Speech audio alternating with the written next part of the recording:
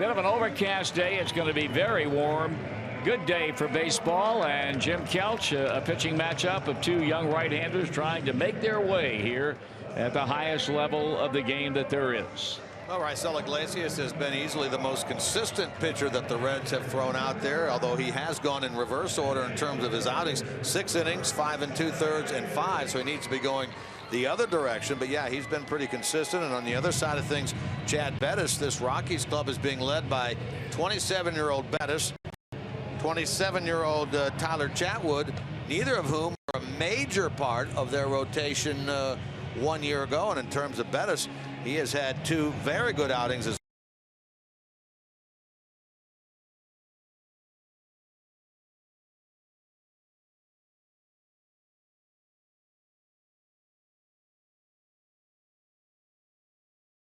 innings, and it and the Reds were true after a splendid outing here last night to win his second game without defeat, and taking his place on the staff, a young man who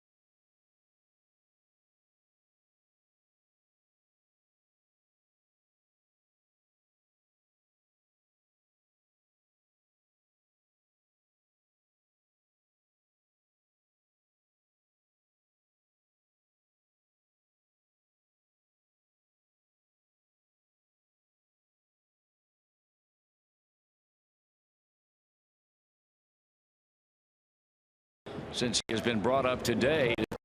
Spot in the bullpen with Robert Stevenson going down to Louisville. The Reds have designated for assignment Kivas Sampson. Here's the 0-1 pitch to Suarez, and he breaks his bat, hits a roller to third. Arenado throwing, and they're 2 out.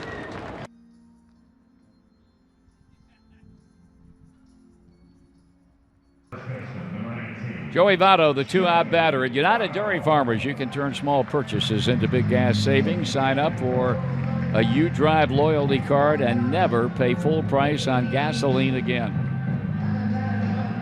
Talk about a slump. Very un-Joey Votto-like. 0 for his last 12, 1 for his last 16 as he looks at a first pitch strike. And enters this game today with a 196 batting average, a home run, and 7 runs knocked in. That is working quickly and throws it inside. It's a ball to strike. The infield shifts to the pull side or to the right side of the infield for this left-hand batter. Bettis kicks, throws. Votto taking up and in. It's 2-1.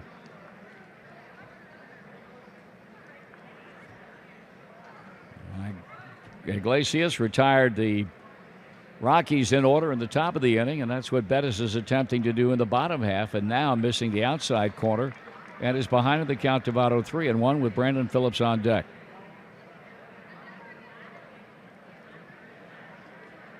Outfield pretty much straight away, maybe bunching the power alleys just a bit.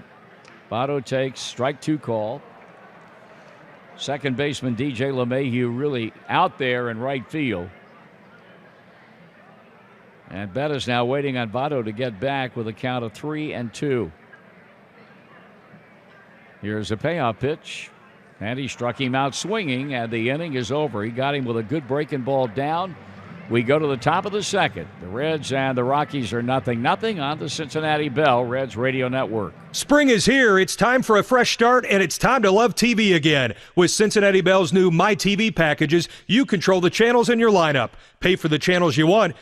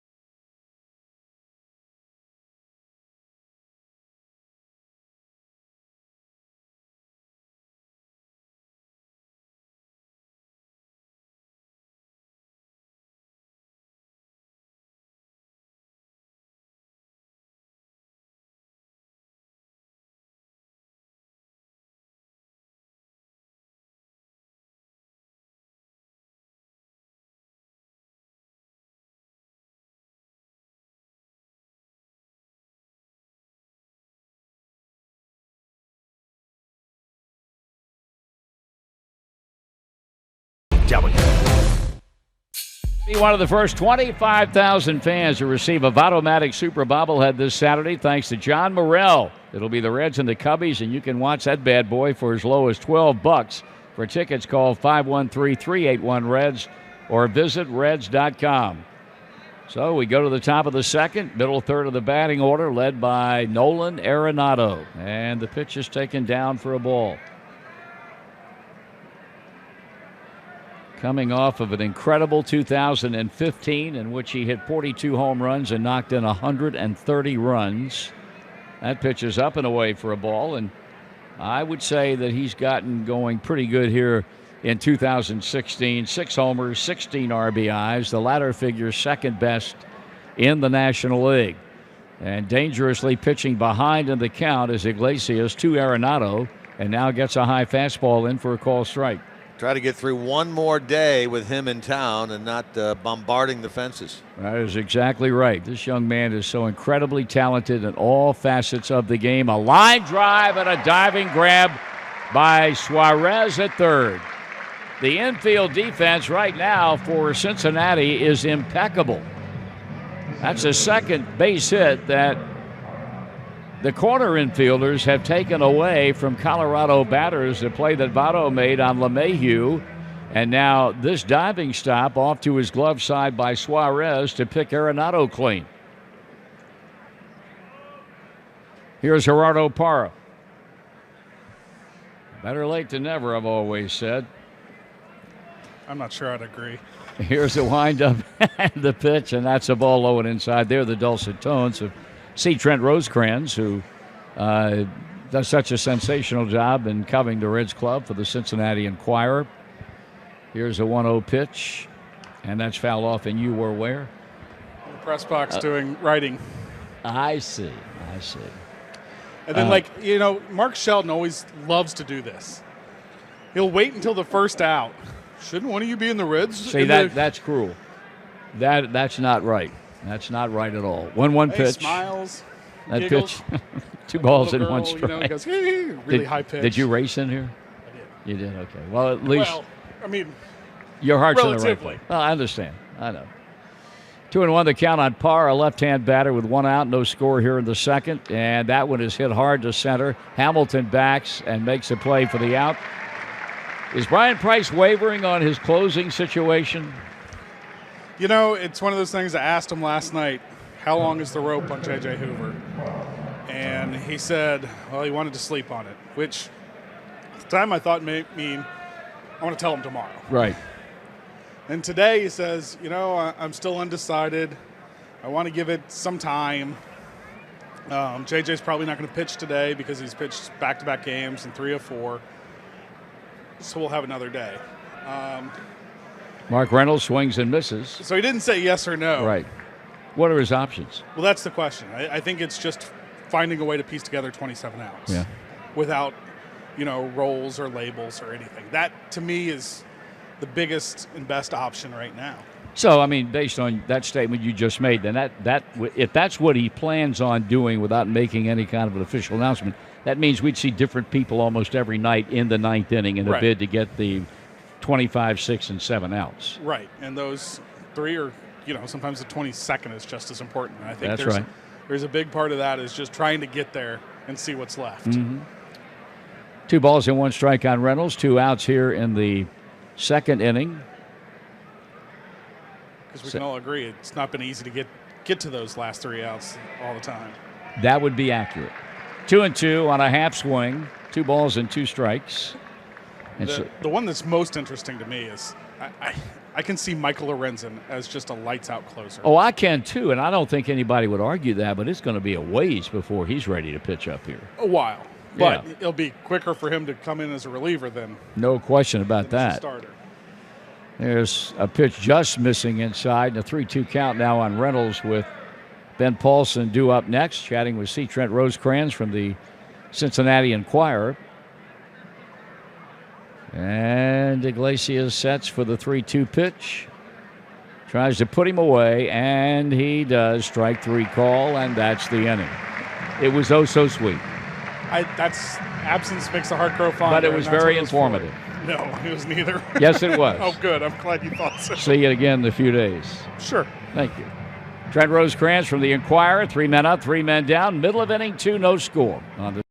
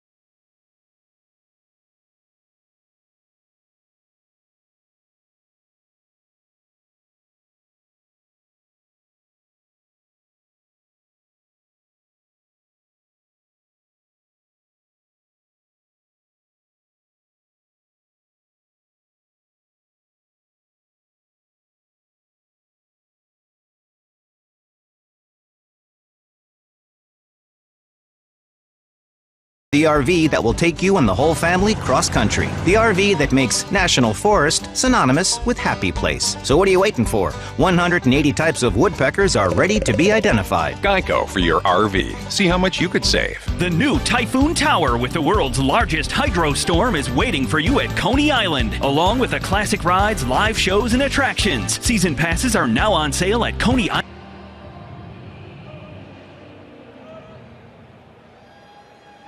First up, bottom of the second, no score, and Brandon Phillips waiting on Chad Bettis, and he takes a strike at the knees. He had an outstanding ball game at the plate last night, 4 hits and 4 times up. In fact, he singled, he doubled, he tripled, and with a shot to hit for the cycle and getting the hits in order, he had a hard base hit up the middle his last time up. 1 ball, 1 strike. Now batting .333, a home run. He's knocked in 6. Defense plays this guy straight up, and he swings and hits a liner by the diving Trevor Story. And Parra will pick it up in center field, and that's a leadoff single for Brandon Phillips, and he's now 5 for his last 5.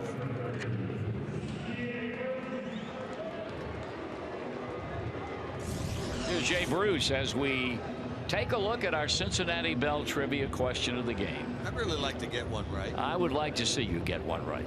Text your answer of A, B, or C to 66128 for your chance to win a pair of tickets to the Reds Hall of Fame and Museum, a $25 Skyline Chili gift card, and a free haircut from Great Clips, brought to you by Cincinnati Bell. You entertain. Ball 1 to Jay Bruce. Of the 6 league MVP seasons enjoyed by Reds players in the 1970s, Jim Kelch, you following me now? No, read that again. Oh, of boy. the 6th league. Here's a pitch. Swing and a foul. Of the 6th league, let me phrase it. I know it's a little bit tough for you to understand. Yeah. Of the 6 National League MVP seasons enjoyed by Reds players in the 1970s. Okay. Only one of them found the MVP, leading the Reds in batting average, home runs, and in runs batted in.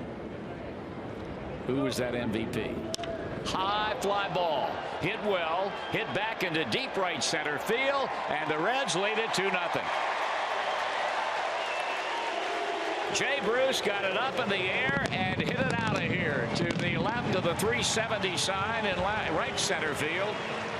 Number 4 for the Reds right fielder. And Cincinnati jumps out on Bettis and company 2-0.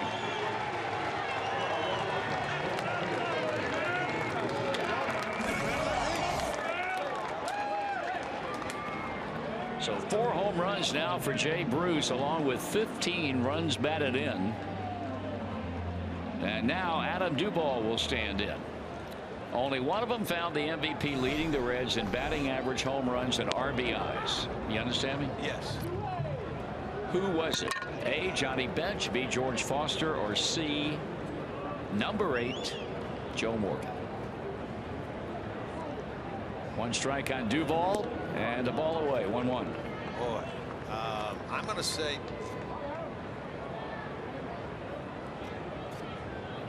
I'm going to say George Foster.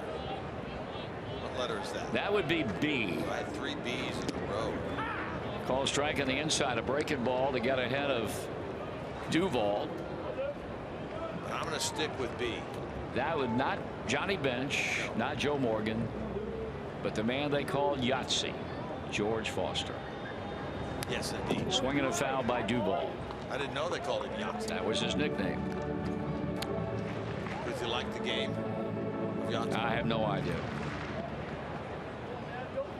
.258 batter is Duvall with a run batted in, still looking for that first home run. He had 5 in a limited number of at-bats in September last year for this club. Of course, led the Coast League in home runs last year.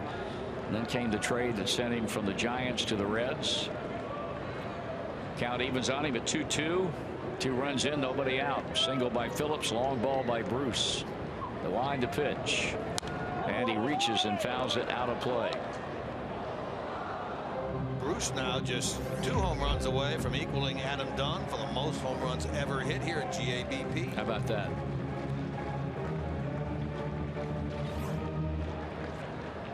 Bettis waiting on Duvall to get back in the box.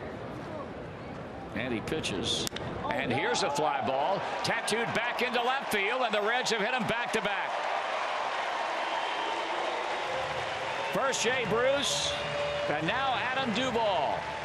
The Reds are lighting up Chad Bettis, and they jumped out in front 3-0.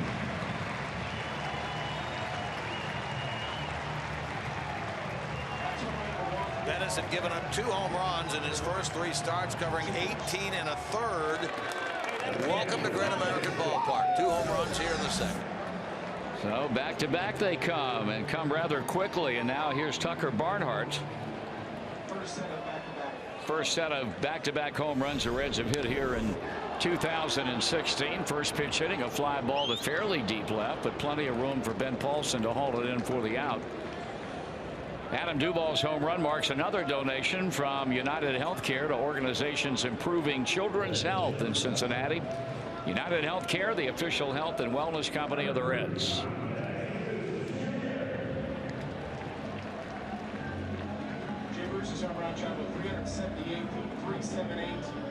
Ivan DeJesus Jr. hoping today is a charm of sorts. He has come out of the gate and he is hitless in 15 official times up.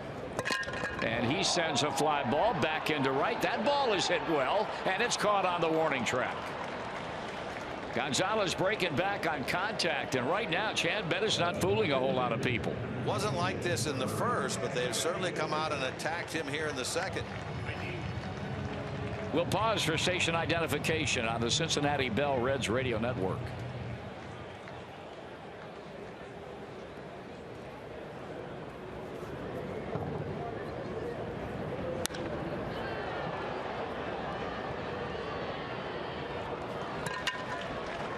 Reds going after a lot of early pitches. Raisel Iglesias hacking and sends a fly ball out toward right, where Gonzalez gathers it in, and a rough second comes to an end for Chad Bettis.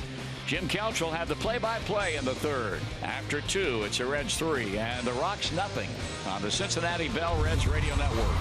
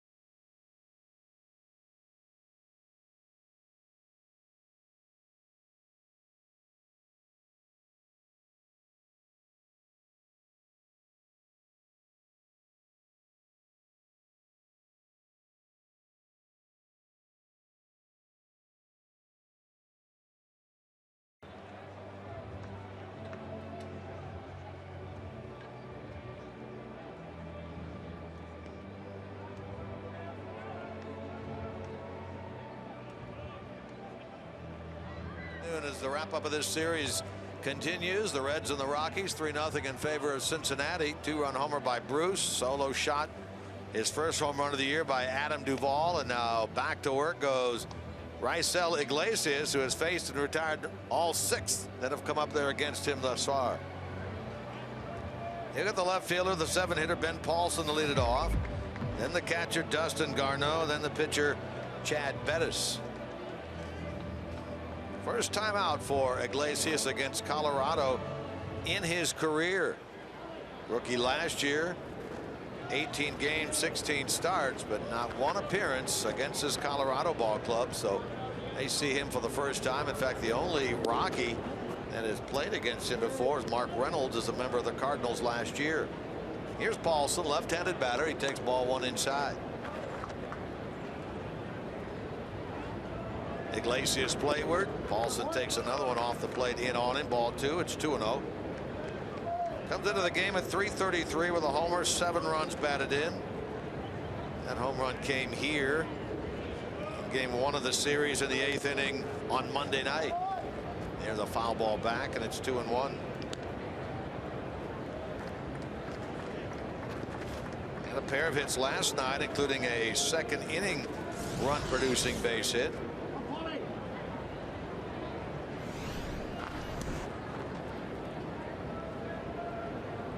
Here's the 2-1. Swung on. Got under it. Pops it up into shallow center. Long way out for DeJesus. Now he is called off by Billy Hamilton. He has it for out number 1. So 7 up, 7 retired by Raisel Iglesias. The batter now will be the catcher, Dustin Garneau. Garneau replaced Nick Hundley on this roster in terms of catching, and replaced Charlie Blackmon on the roster when Blackmon went on the DL. He is the backup right now to the man we've seen the first 2 games of this series, Tony Walters, while Hundley is on the 7-day concussion DL. Garneau, right-handed batter, and he takes a ball outside, ball 1. He's only had 3 at-bats since coming up from AAA Albuquerque. Down there, he was 4 for 18. He takes the ball high. He's at 2 balls and no strikes. Pitcher Bettis waits on deck.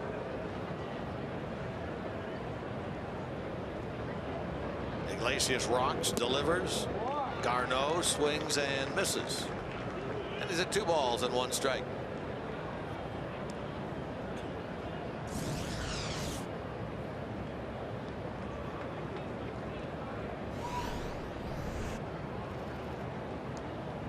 Defensively, they play him straight up. The pitch way outside, ball 3, and now it's 3 balls and 1 strike. Garneau, a product of Cal State Fullerton. Made his big league debut last year. 22 games for the Rockies. The pitch. Curve, swing, and a miss. And it's 3-2.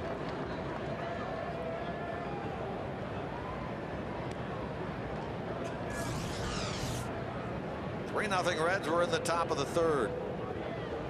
Reds win this game. They will be 3-0 in series here at Great American so far this year. Strike 3 called. High fastball to Garneau. Iglesias gets the call. Strikeout number 2 for the Reds right-hander.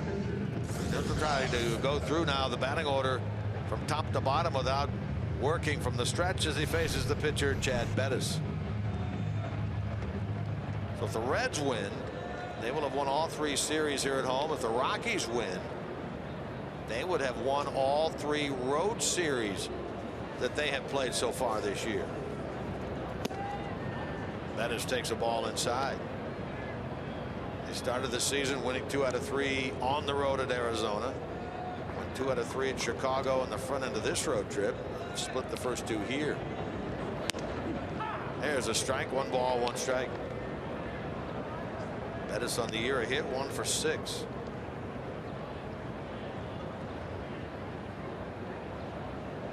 The pitch. Tapper toward 3rd is foul. 1-2. Certainly encouraging what the Reds are seeing out of Iglesias here today. He's been 90+ pitches in each of his first 3 starts. The longest of which was the opening day start against Philly when he went 6. Breaking ball, strike 3 called. He dispatches his counterpart Bettis and goes through the Rockies in order through the first 3. We go to the bottom of the 3rd. 3-0 Reds on the Cincinnati Bell Reds Radio Network.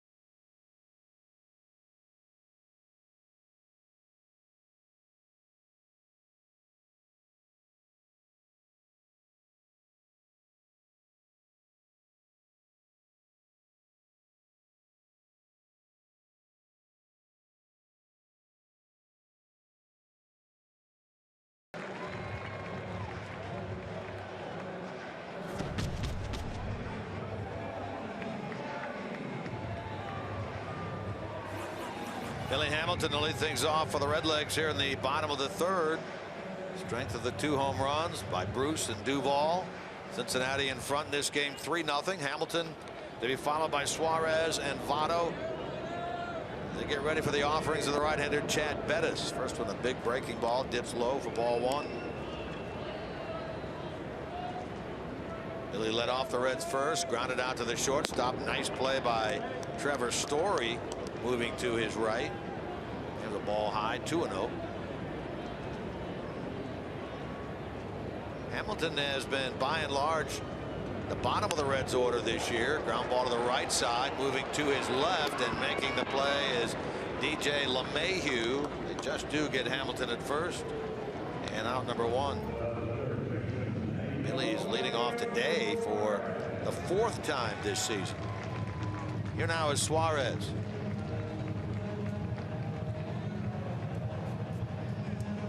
In case you missed the move earlier, the Reds once again optioned Robert Stevenson back down to AAA Louisville after the game last night. Today called up from the Louisville Bats, right-hander Drew Hayes, who when he gets into the game will make his big league debut. First pitch strike to Suarez. Next ball inside, 1 ball 1 strike. With the Louisville team this year, 1-0 with a save in 3 games. ERA 6.23. All those runs, he gave up 3 so far in 3 games down there. Came in 1 outing. His last time out was a 2-inning scoreless, hitless appearance. He has some nice outings in spring training. Very nice. Swing and a miss by Suarez. 2 balls 2 strikes. He was not a 40-man roster player, but it looked like he and maybe Diane Diaz were going to make the team. Sure did. Neither of them did. Well, there were some big-time 11th-hour decisions about who did and who didn't. Ball 3 inside to Suarez, full count. And I think anybody who knows anything about this game knows that this club has tried to figure out a way to improve the effectiveness of one of the worst bullpens in baseball. Foul ball out of play. Let's go into today in terms of their bullpen. 5.79 ERA. These 2 teams came into this series bottom 2 teams in the National League in terms of their relief pitching ERA. The jam shot to the shortstop, backpedaling a step to get it. Story, strong throw across. Suarez is out 6-3, 2 down. The batter will be Joey Votto. And when you come to see the Reds, be sure you've downloaded Ballpark, the official Great American Ballpark app, on your iPhone or Android. Check in at the game to unlock special offers, exclusive content, and seat upgrades. Download Ballpark for free, and don't forget to turn on your phone's Bluetooth. 2 out, nothing shaking for Joey Votto, who is trying to snap a 0 for 13 and 1 for 17 drought. Came into the game at 196. Sitting now at 192.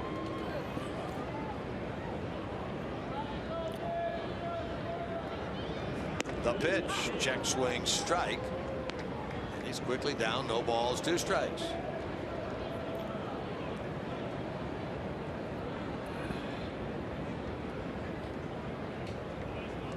Working quickly, Bettis to Votto, check swing, strike 3. He is out of there. He's fanned twice in this game, and his drought goes to 0 for his last 14. Down in order go the Reds. We head to the 4th. 3-0 Cincinnati on the Cincinnati Bell Reds Radio Network.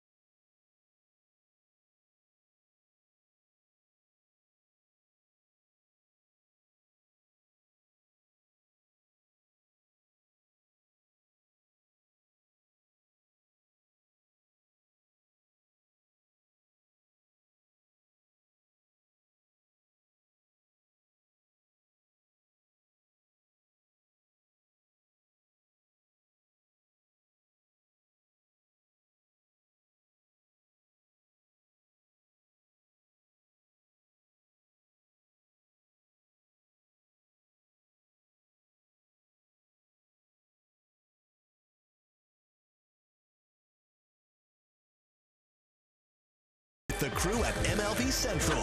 Hey, good morning, America. As baseball's best players and biggest fans jump on board. Next up, MLB Central. Live every morning at 10 Eastern, only on MLB Network. American Ballpark, 3 runs, 3 hits for the Reds. All zeros across the board for Colorado thus far in this game, and they start at the top for the second time. DJ LeMahieu, their second baseman, who lined one at Votto to get this game started, steps in there against the right-hander Iglesias. Well, for the second time out of 3 games in this series,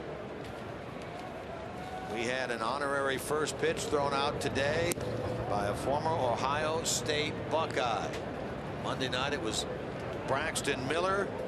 And today, former Ohio State Buckeye Darren Lee, linebacker, projected to be a first-round pick next week's NFL draft.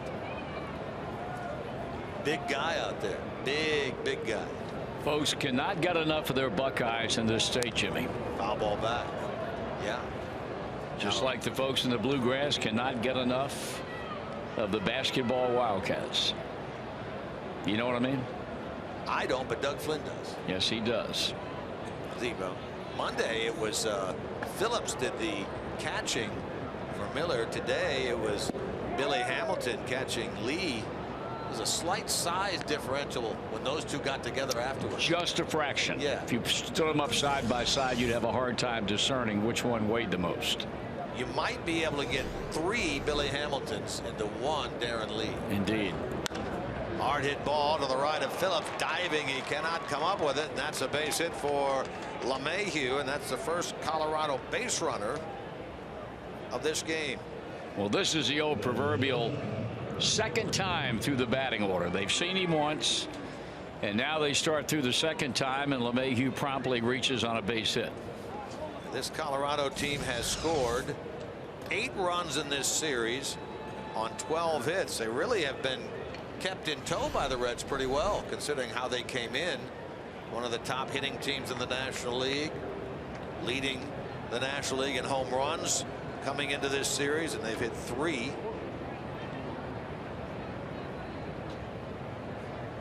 So we see Iglesias from the stretch for the first time. He deals now with Trevor Story. First pitch outside of ball 1. We've heard from the old coach down in Kinston, North Carolina. Yes, indeed. I like this Robert Duvall. He has some pop. Why did they send McLean Stevenson down to Louisville? Give my best to Thom, the old coach. He's always considered, asked about, and says hi to the family. He does. It's good about things like that.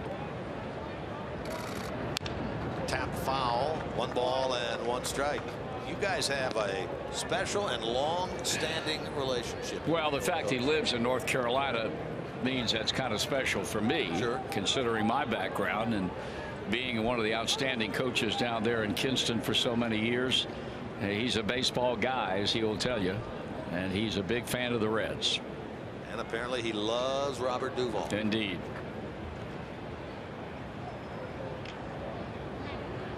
To first, and back in time over there is LeMahieu. He is a big fan, the old coach is, of the Hot Stove League. He is, no question.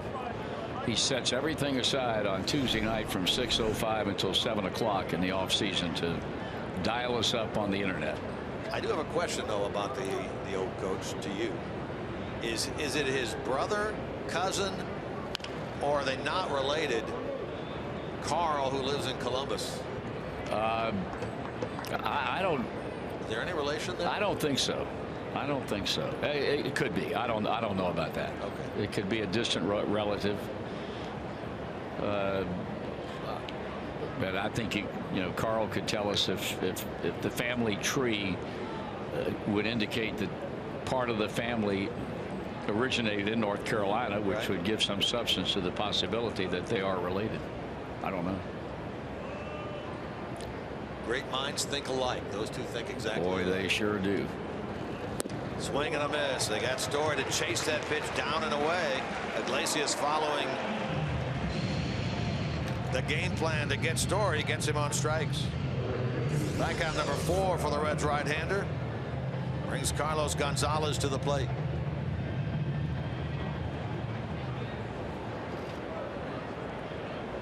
Gonzalez started the year with an 11-game hitting streak. It ended on Sunday in Chicago. Had a hit here on Monday. Hitless last night, 0 for 4. In fact, the top 4 hitters in the Rockies lineup last night went a collective 0 for 16. Short lead at first by LeMahieu. And the pitch is taken for a strike. Strike one.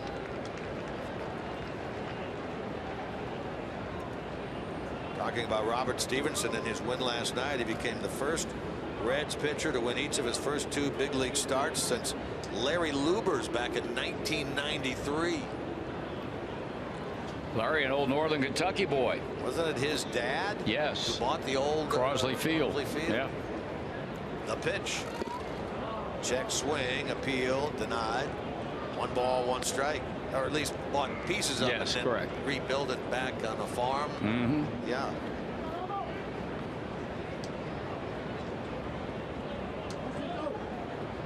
Last guy to win his first 3 big league starts for the Reds. You remember the name of Wayne Simpson back in the late 60s, 67. The pitch. Down and in. Nice block by Barnhart. 2 balls, 1 strike.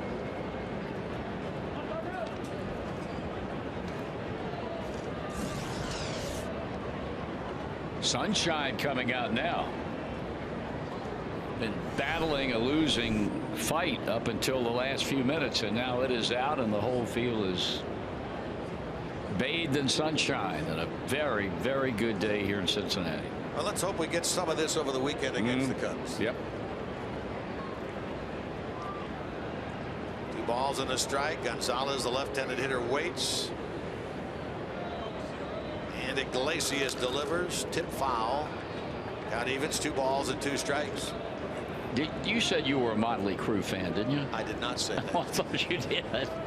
How could I have made that mistake? Well, because you look over here and you naturally think that I'm Jeff Brantley, and Brantley is a huge Motley Crue. He is? Isn't he? Doesn't he like that kind of? I don't know. How about Carlos Santana? I don't mind Carlos Santana. You saw where the group is back together again. The original group. No. And they opened in Las Vegas a few days ago. Really? Yep, they're on tour. I did not see that. The original group. That'd be kind of big. You follow the music scene very closely, don't you? I'll tell you how closely I follow it.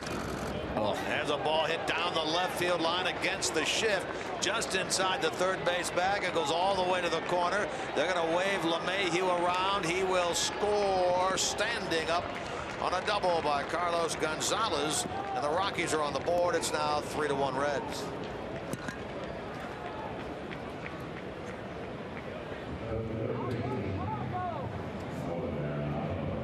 For Gonzalez's 4th double, his 11th run batted in. So how closely do you follow the rock music scene, or the music scene in general? I'm such a big music fan that I subscribe to Rolling Stone magazine. Still. I mean, still. Well, a lot of people get it online. You can read it online. You know, the old people like to turn the page. Yeah. Physically turn the page. And have you subscribed to it for how long? 2 years. Oh, I thought it was a long. Oh, no. You enjoy reading all the stories about what's going on in the musical world? The music business. I'm not a big fan of all the stuff they write. But you like to stay current on the music business? Yes. There's Nolan Arenado, ball outside, ball 1. And I could have sworn that you were a Motley Crue fan. No, I couldn't name a band member or a song or where they're from. I've heard of them. I guess you're not a fan then. Now, I was a fan years ago of the band. There's a throw down to second from his knees. Phillips was behind the bag, and back into second goes Gonzalez. Of Mott the Hoople.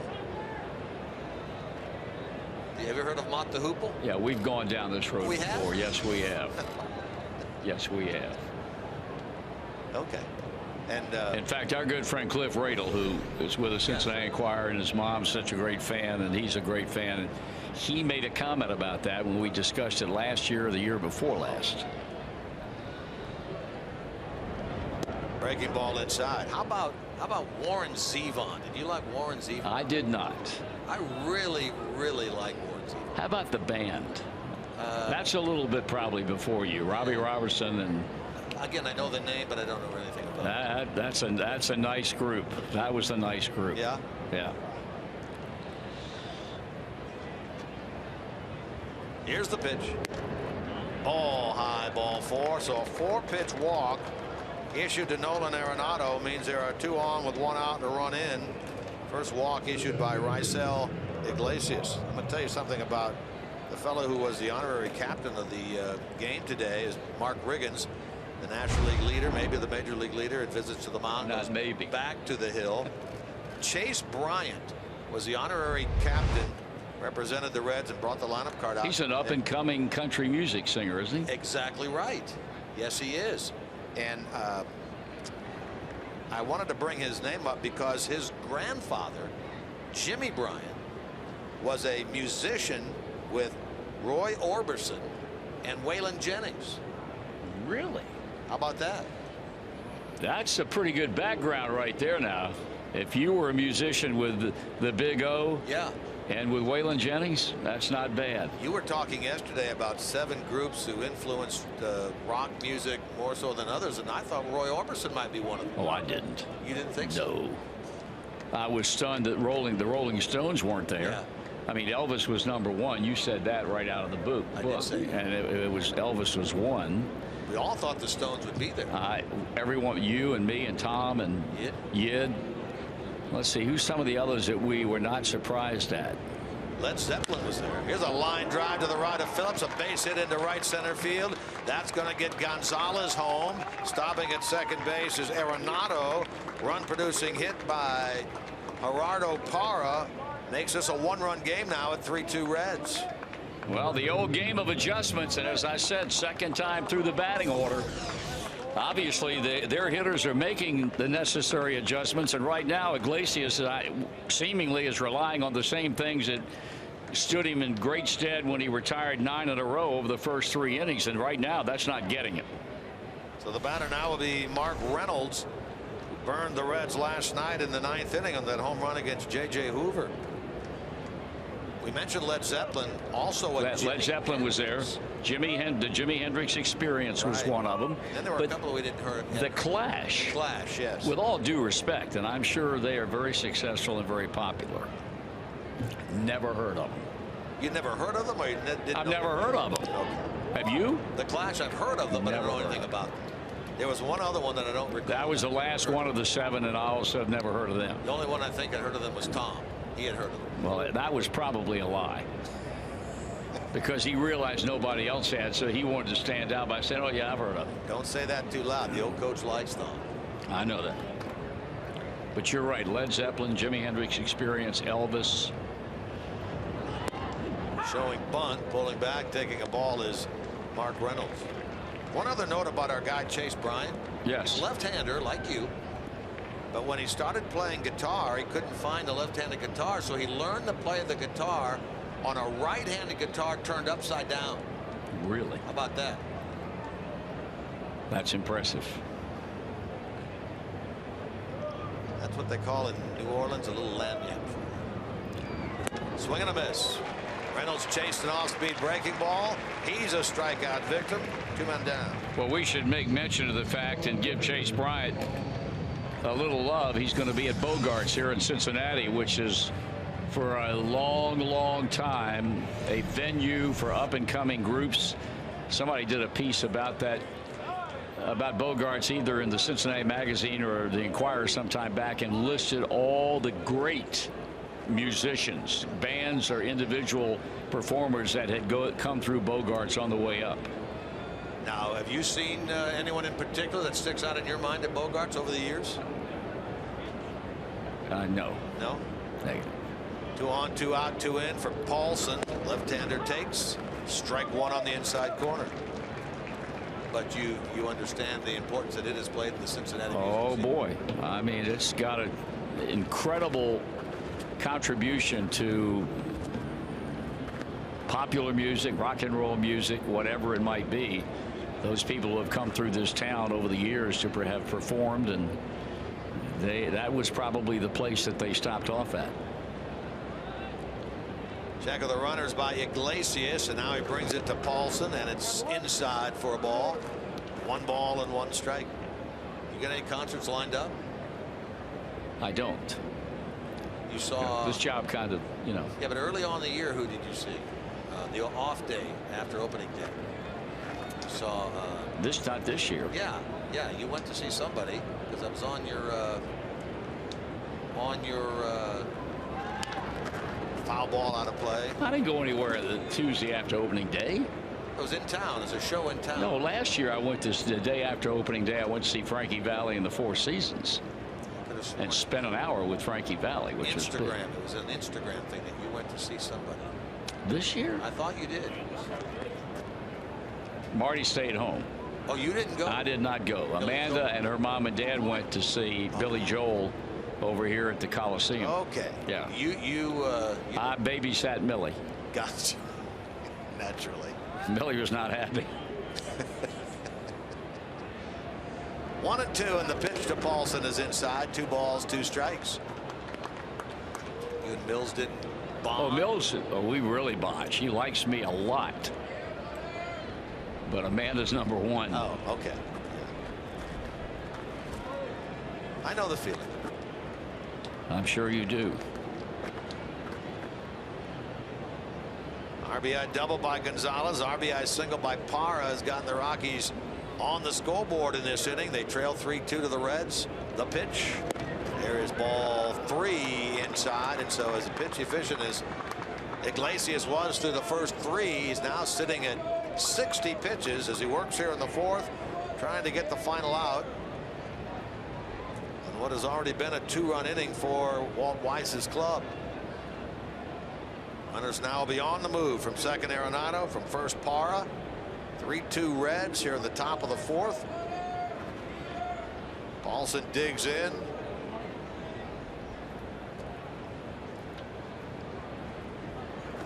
Iglesias now gets what he wants. Runners on the move. 3-2 pitch, swung on, hit toward left center. Moving that way is Duvall. He hauls it in. Paulson is retired, and the inning is over. The Rockies get a pair.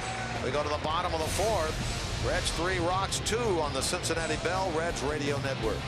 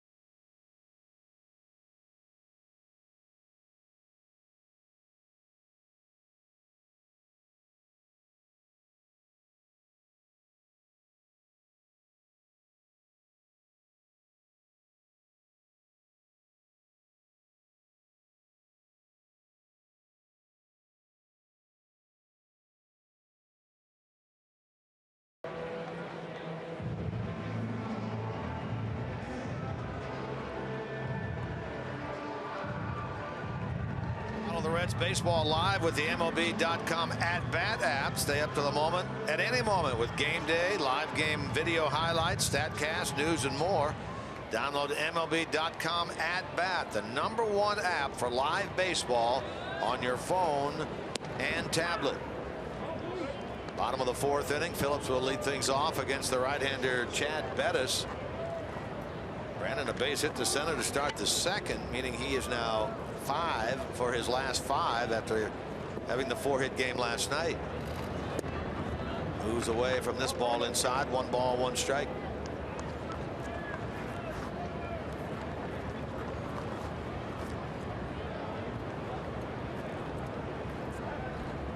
Here's the pitch. Tip foul. And it's 1-2. More clarity came out today regarding the Reds pitchers who are currently on the DL and getting ready to start rehab, most notably Anthony DeSclafani, John Lamb, and Homer Bailey. Bailey is going to pitch tomorrow night for Louisville against Indianapolis. That'll be down at Louisville Slugger Field. Thursday night down there. John Lamb will follow him and pitch on Friday night against the Indianapolis club in Louisville. Bailey will be his first rehab start. For Lamb, it'll be his 2nd. Here's a swing and a miss by Phillips. He strikes out. And for Anthony DeSclafani, he is scheduled to begin a rehab assignment on Saturday for AA Pensacola, down in Pensacola against Jackson. So you have Bailey on Thursday against Indianapolis for Louisville. Lamb on Friday against Indianapolis for Louisville. And DeSclafani Saturday against Jackson for Pensacola.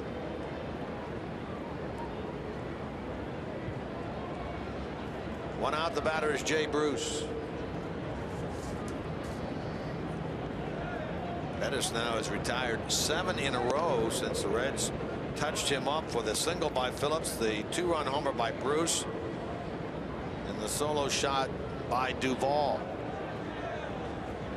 Here's the 1-0. Jay takes it low, a ball, 2 balls, no strikes. I mentioned only had Reynolds faced Iglesias prior to today. None of these Reds have faced Bettis before. Swing and a miss by Bruce, 2-1. Retired the Reds in order in the 1st. Gave up the 3 runs in the 2nd. Set them down in order again in the 3rd. Faces them here in the 4th. Ball inside, 3-1.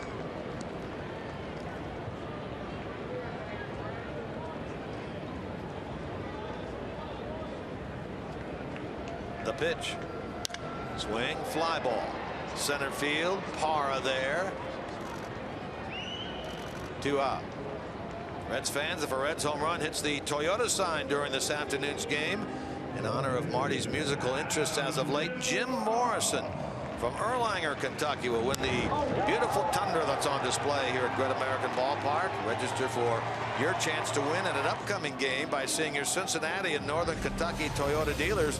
Good luck this afternoon to Erlanger's favorite, Jim Morrison. Here's Duvall, and he swings and misses for strike 1. Duvall's first home run, 2nd RBI of the year. Wrapped up the 3-run 2nd for Cincinnati. Here's the 0-1. In on him, a ball, 1 ball, 1 strike. Tucker Barnhart waits on deck.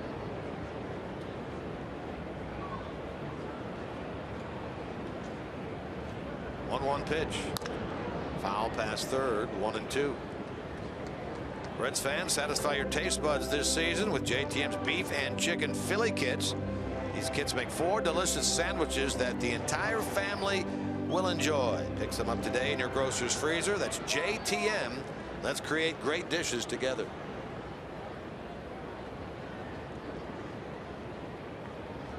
On the way to Duvall, popped up. A shallow right. Out goes LeMahieu. Second baseman makes the catch. Duvall retired for the 3rd time in 4 innings. The Reds go in order. But as we head back to the 5th and return of Marty Brennaman, the score, Cincinnati 3 and the Rockies 2 on the Cincinnati Bell Reds Radio Network.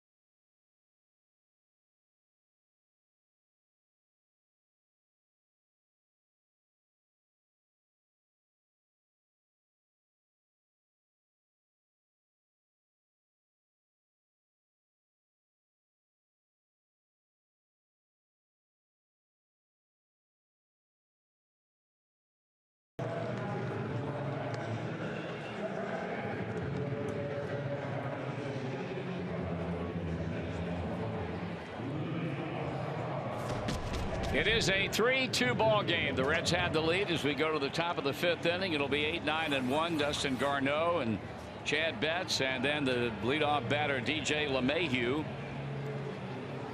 Rough 4th inning for Raisel Iglesias after retiring 9 in a row. Rockies jumped on him for a couple of runs in the 4th and now trying to rebound as he goes to work against Garneau, who struck out his first time up. He shows bunt. And did that pitch hit him, or was it a foul ball? He squared around the bunt, and that baby was bearing right in on his belt buckle, and apparently he fouled it off, and he's down a strike.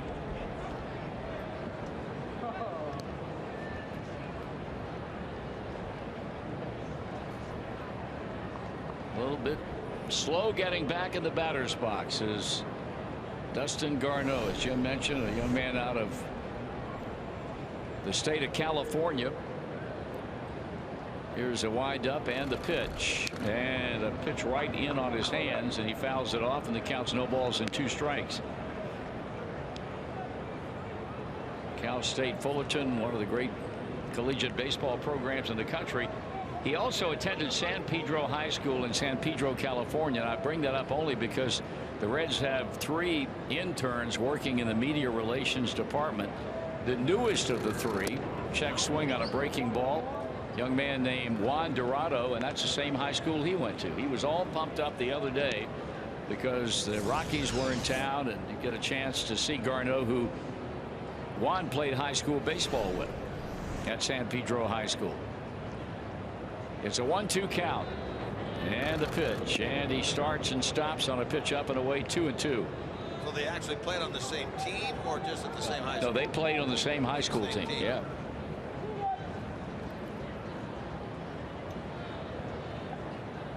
Rockies have had 3 hits. The Reds have had 3 hits, and it's a 1-run game, and that pitch is taken for strike 3, and Garneau knew it, although he turns and makes some comment to plate umpire Gary Cederstrom, and you can chalk out number 6 of the afternoon for Raisel Iglesias, who goes to work now on pitcher Chad Betts. I say Chat because that's what his first name was on the Reds note sheet for the last 3 days. Chat, not Chad. Chat Betts. It's on there today. Here's a pitch up high for a ball. Maybe his friends call him Chat. See you, Doc. You know, you really need to buckle down and get into baseball. I know it. Some people get all bent out of shape because we're talking about music. Heaven forbid you talk about something other than the game. There's a swing and a miss, and it's 1 ball and 1 strike. Focus. You know what this means? Yeah. Yes. 1-1 to count. And it's high, ball 2, 2-1.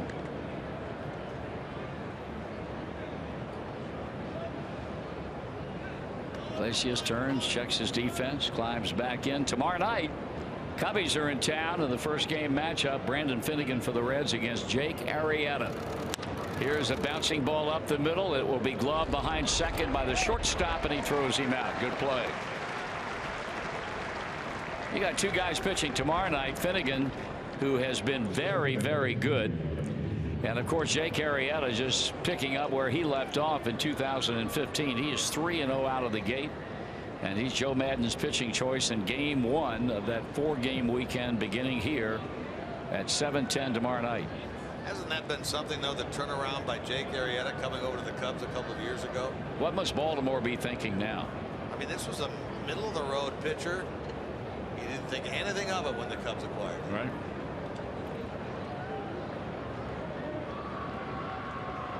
So after a rough 4th inning, he's trying to get him out in order and facing the guy who got him all started, the Rockies, in the last inning, LeMahieu, with a base hit.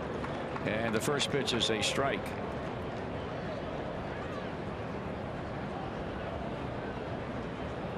Cardinals and the Cubs wind their series up in St. Louis today, and the Cardinals, of course, are looking at possibly being swept unless they can figure out a way to rebound and win a game with Carlos Martinez on the mound. They said, I listened to the last couple of innings last night, and Jason Hayward has been booed unmercifully in that series by Cardinal fans, and it must have been an insult to injury when he made a perfect throw to cut down a runner at the plate in that game last night. Vitally important because the Cubs ended up winning that game 2-1. Check swing a ball. He's liked the fact that they've booed him. He said if they didn't miss me here and wanted me back, they wouldn't be booing me. I think they boo him a little bit because the comments he made about the relative old age. He says those are misconstrued. Yeah, well, a lot of guys say that. Here's a 1-2 pitch, and it's fouled off. Garneau is struck out. Bettis is grounded to shortstop. DJ LeMahieu, a ball and 2 strikes. Pitch count now standing at what, 74 for Raisel Iglesias. Back he comes, fouled out of play to the right side. How about that balk situation in San Diego last night with our Kentucky native Andy Green ultimately getting ejected? That's something. Well, the most bizarre thing about that whole situation was that the umpires changed the decision twice. Yeah. They made a ruling. There was a balk. Andy Green came out. Then they said no, there wasn't a balk. Clint Hurdle came out. Yes, it was a balk. And then when Andy Green came out the second time, it was see you later. Right. Up high 2-2. Now I want to see how the Major League office handles that situation when the 4 umpires change the decision twice. I'm not sure who the crew chief was, but the comments I read was the first time they discussed, the 4 of them got together, they were talking about whether Colin Ray, who was the pitcher for the Padres, quick pitched. Right. And they said no, he did not quick pitch. Then Clint Hurdle brought to their attention that he had broken contact with the rubber, then reestablished contact with the rubber. Thus they changed their mind. And the video looked like he broke contact with a pitching rubber. Yes, it did. It's a 3-2 count now on DJ LeMahieu. Waiting on deck is Trevor Story. Iglesias wheels and deals, and that is strike 3 call, and see you later. He has punched out 7 of them, has Iglesias, and we're in the middle of the 5th inning with the Reds hanging on to a 3-2 lead on the Cincinnati Bell Reds Radio Network.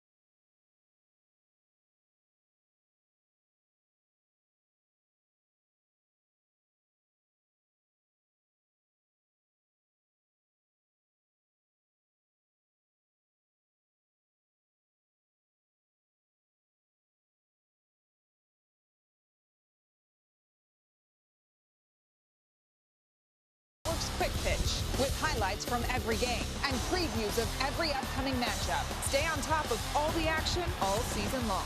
So keep your eye on Quick Pitch, late nights and every morning on MLB Network.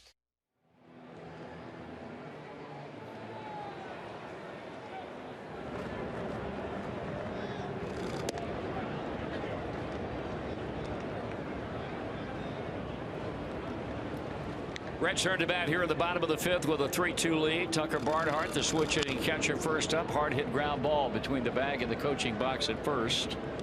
A foul ball.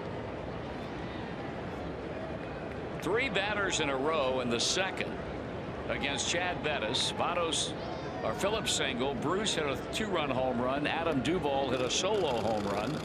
Swing and a foul again. And since that time, he has retired 9 batters in a row. He retired the Reds in order in the first, did it again in the third, and again in the fourth. So they had their one shot at him, and so far they've not been able to do anything against him since then. 2-2 on a fastball up and in.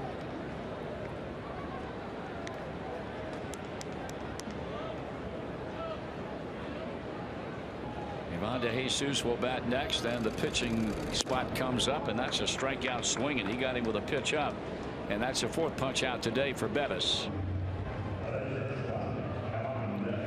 Fans, don't settle for basic energy service offered by your local utility. You deserve better. With Dynegy Energy Services, all Reds fans score an electric rate that is predictable and that is stable. Visit DynegyOhio.com//Reds to learn more.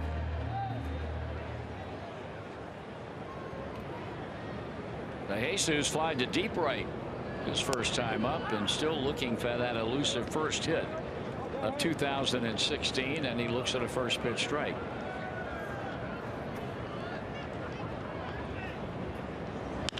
Ground ball foul at third. And Chad Bettis is locked in right now. Has not walked a batter, has struck out 4.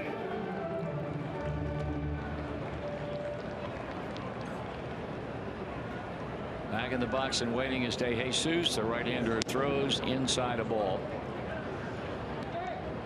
That's Rockies club. They've got a few guys on that in that rotation that they feel good about. Tyler Chatwood, Chad Bettis. Here's a 1-2, and that's a ball inside. And of course, last night the Reds roughed up Jorge De La Rosa, the 35-year-old left-hander, who is really the only true veteran presence that they have in that rotation. They need that guy to really step up with all the young pitchers surrounding him in this rotation. No question about their ability to score runs. They're going to do a whole lot of that. But then again, there have been a lot of Rockies clubs that did the same thing. Ground ball second. The pick and the throw by DJ LeMahieu, and it's 2 up and 2 down. You've got this guy Bettis, who spent the early part of last year in AAA before getting the call up, and then you have Tyler Chatwood, who's been their other outstanding young pitcher so far this year, who missed all of last year after undergoing Tommy John surgery in July of 14. And of course, Jordan Lyles, who had a rough time coming into this series and pitched brilliantly in the opener Monday night. Ground ball to third, drawn in Arenado from the grass. He straightens up and throws out Iglesias. We are through 5 full innings of play. We're really happy that you're with us on this Wednesday afternoon. 3-2 Reds on the Cincinnati Bell Reds Radio Network.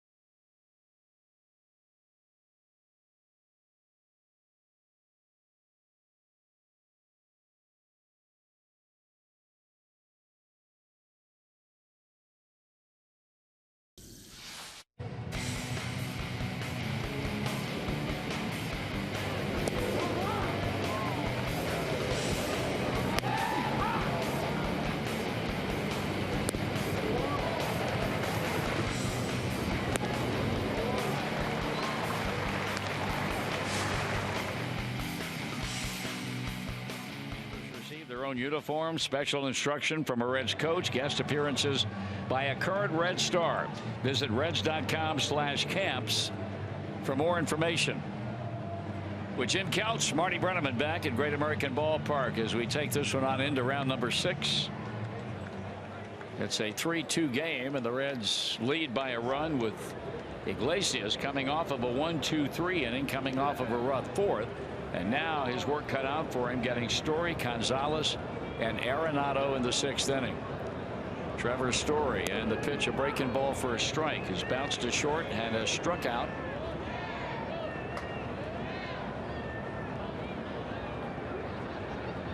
Young man out of Irving, Texas, the son of a firefighter. Boy, he has set this league on its ear as he swings at that breaking ball away. That's the same pitch that Iglesias struck him out on in the 4th inning. And they say the book on him is, you're going to pitch him inside, you better pound him hard inside and then go away with soft stuff. And he has been very, very susceptible to that. Here's a ground ball off the end of the bat. The shortstop picks it and throws it, and Votto went up and came down on a high throw, a split second before Story got there, and there's one down. Question then about the Rockies, Marty, becomes what do they do when Jose Reyes, if Jose Reyes returns, because they still owe him a lot of money through next year. I would be very surprised if they decide to sit Trevor Story down. Now, what they're going to do with that contract and that player, only time will tell, and certainly it's not something that is of an immediate concern, but it's certainly something they're going to have to deal with when the time comes. Here's Gonzalez. He doubled in a run back in the 4th inning. Knocked in his 11th run of the year, and he takes it low, ball 1. As we check scores of other games, brought to you by Tide Pods. Pods are your 3-in-1 laundry solution with detergent, stain remover, and brightener all in one pod. Make laundry day simple with Tide Pods, available at your neighborhood Kroger. Swing and a miss. Only other game going on right now is that one involving the Cubbies and the St. Louis Cardinals at Busch Stadium. They are 0-0 with the Cardinals batting in the bottom of the 1st. Kyle Hendricks on the mound for the Cubs against Carlos Martinez and the Cardinals. Fly ball. Here comes Hamilton in center. He turns on the Jets, and he made the, no, he did not. And the throw to second will not be in time. It looked like Billy Hamilton misjudged that ball, because he was really not coming, or it did not seem to be that he was coming as hard as he normally would have been coming in on a ball.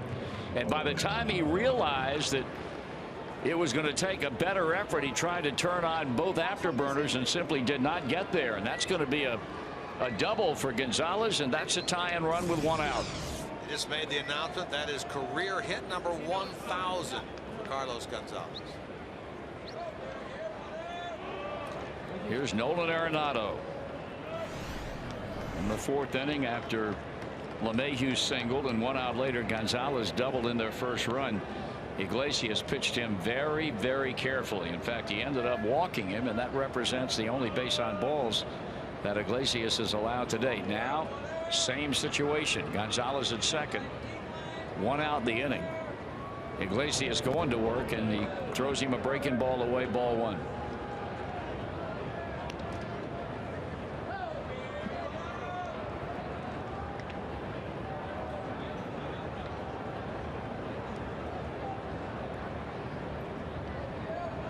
Gonzalez backing off the bag at second. The outfield playing the right-handed batting Arenado deep and straight away. The 1-0 pitch. Too high, ball 2. One other afternoon game will be getting started very, very shortly. The Angels and the White Sox in Chicago. Garrett Richards starts for Mike Scioscia. Chris Sale 3-0 out of the gate. On the mound for Robin Ventura. Talk about a team that's gotten some good starting pitching early now. How about 3-0 for Matt Latos? How about 3-0 for Matt Latos? Swung on, ground ball, shortstop.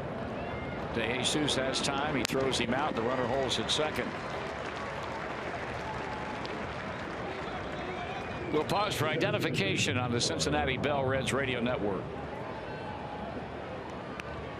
What's up, Chaz?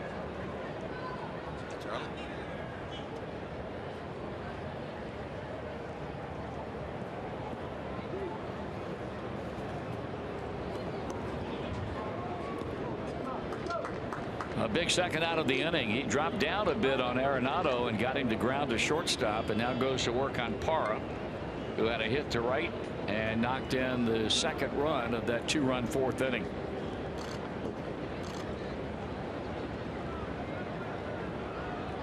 The check of the runner, the pitch way inside and low. Which the White Sox a winner last night, and on a night in which Todd Frazier hit his third home run. That club has a lot of reason to be very optimistic. The great pitching they've gotten early from Latos and Sale, and the fact that a guy like Frazier, learning a brand new league, getting off to a not surprising slow start because of that swing and a miss. Well, you remember in the middle of March during spring training, Latos was at the Reds complex throwing in a B game. Yep. They were looking for innings for him, and he was there throwing in a 10 a.m. B game. Now he's 3-0. 1 ball, 1 strike. Gerardo Parra, Milwaukee, Baltimore last year. Now wearing the uniform of the Colorado Rockies. Former Gold Glover in the outfield. The pitch. Nope. Long hold, and Iglesias bluffs a throw back towards second.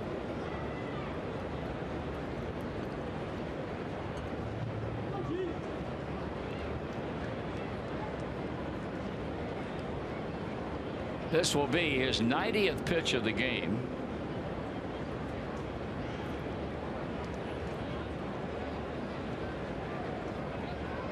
Now they come down to the belt and onto the plate, and a foul, and that's out of play off the left side and well back into the upper deck of the field level seats.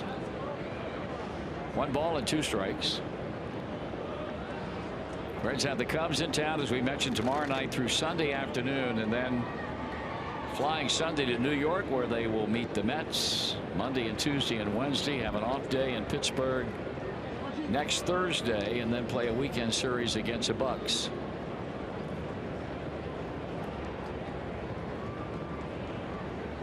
Already in this still incredibly young year, they've seen the Cardinals, they've seen the Cubs in their division, The Pirates, and they'll see the Pirates again. Time call now, and Barnhart heading out to the mound to talk with Iglesias, and will be joined there by the shortstop Ivan De Jesus Jr. in the event there is any problem with the language, and it didn't take very long. Whatever Barnhart had to pass on to Iglesias, hardly before De Jesus Jr. got to the mound, it was over with. 1-2 the count on Parra, trying to leave Gonzalez at second. Check swing, started to go, but held up in time, and it's 2-2.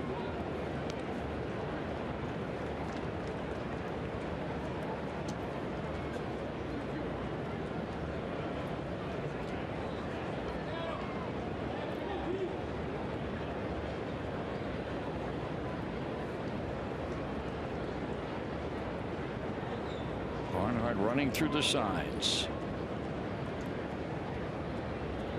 And now the break-even pitch. High, ball 3. Right now, nothing going on at all in the Reds bullpen. That has been an area where it's been a complete day of rest up to this point, but you can bet that will be changing in another inning or so. Hopefully not this inning. If you're a Reds fan, you'd like to see Iglesias get out of this inning with the tying run in scoring position. If he loses Parra, he's got to deal with Mark Reynolds, who he has already struck out twice today. And that should end the inning. A fly ball headed toward Duvall and left. He makes the catch.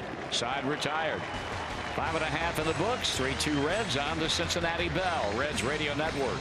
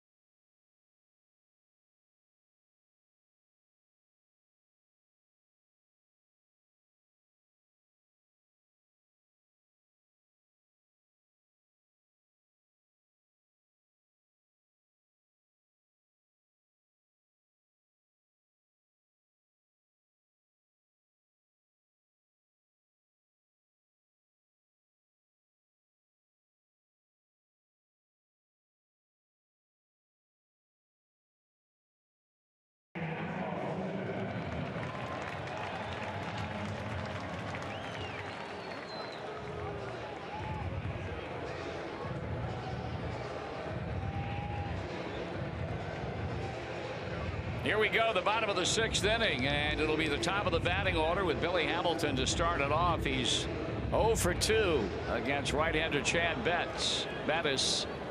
Reds have had 3 hits, but lead by a run. The first pitch to Hamilton, a ground ball wide at first, but there's LeMahieu, and he throws him out. 13 in a row now have been set down by the Colorado right-hander, and he'll deal with Eugenio Suarez, who's also grounded out twice. Let's take a look here at a little Ask Marty in the bottom of the 6th inning, Mr. B. Chance to ask the Hall of Famer to give his thoughts on any subject, baseball or non-baseball, presented by CBTS. Breaking ball, overhand variety strike. Today's question comes from @Rhino_2016. You certainly it is. Rhino wants to know, Marty. Yes, Rhino. How do you feel about the new slide rule? Do you think it's taking some of the fun out of baseball? No question about that. Yeah. I think this game is legislating it into a game of sissies. They're taking away all the contact. The rule at second base is ridiculous, and once again it's a knee-jerk reaction. There's strike 3 call to Suarez, who has not been able to solve Chad Bettis at all today. You know, the home plate thing was a knee-jerk reaction to Buster Posey. Had all sorts of problems with that. Now the knee-jerk reaction to 2 plays at second base. This rule obviously now known as the Chase Utley rule, and they're trying to modify that thing on the run. I think it's ridiculous. I don't see anything wrong with the way things were in the past. If they want to change it, simplify it by saying if the runner comes straight into the bag, doesn't deviate left or right, everything is fine. Right. If he deviates at all in an effort to take the whether it's a second baseman or shortstop out, then they impose the rule. That's too simple for them. They have to make it an involved situation that has simply not worked. I heard Kiko Hernandez on a talk show this winter on MLB radio. He said there's nothing that gives me an emotional high more than knowing I've got to get rid of a ball with a runner bearing down on me at second base. From the Dodgers. Yes. Here's the 2-1, and Votto takes ball 3. I think it's ridiculous. I really truly do. Well, we've seen it affect 2 games in the first week of the season. We certainly have. Most notable of which was the one in Toronto. Yep. Or involving Toronto. Right. 3-1 to Joey Votto, and a swing and a miss. He has struck out twice today. He is now 0 for his last 14 and 1 for his last 18. And the batting average in an absolute free fall. Started at 196 today. He's now 189. Payoff pitch to him, and he hits it hard. Second baseman in right field makes the play to throw him out. So Votto hits one right into the teeth of the ship, and LeMahieu picks him and throws him out, and the beat goes on for Chad Bettis. Still, as we go to the top of the 7th with Jim back with a play-by-play, the Reds are up 3-2 on the Cincinnati Bell Reds Radio Network.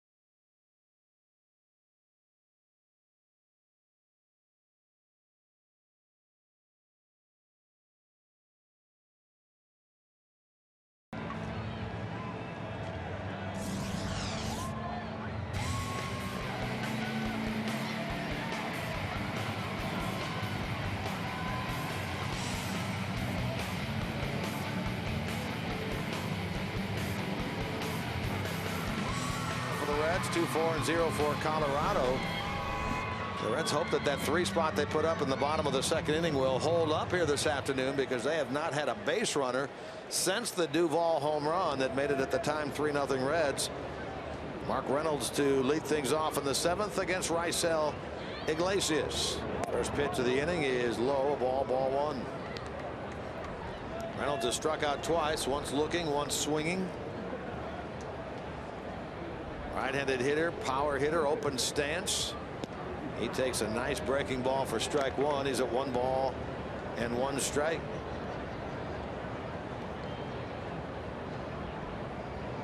Iglesias has equaled now his longest outing of the year at 6 innings. He did that on opening day against Philly in that victory against Pete Buchanan's club.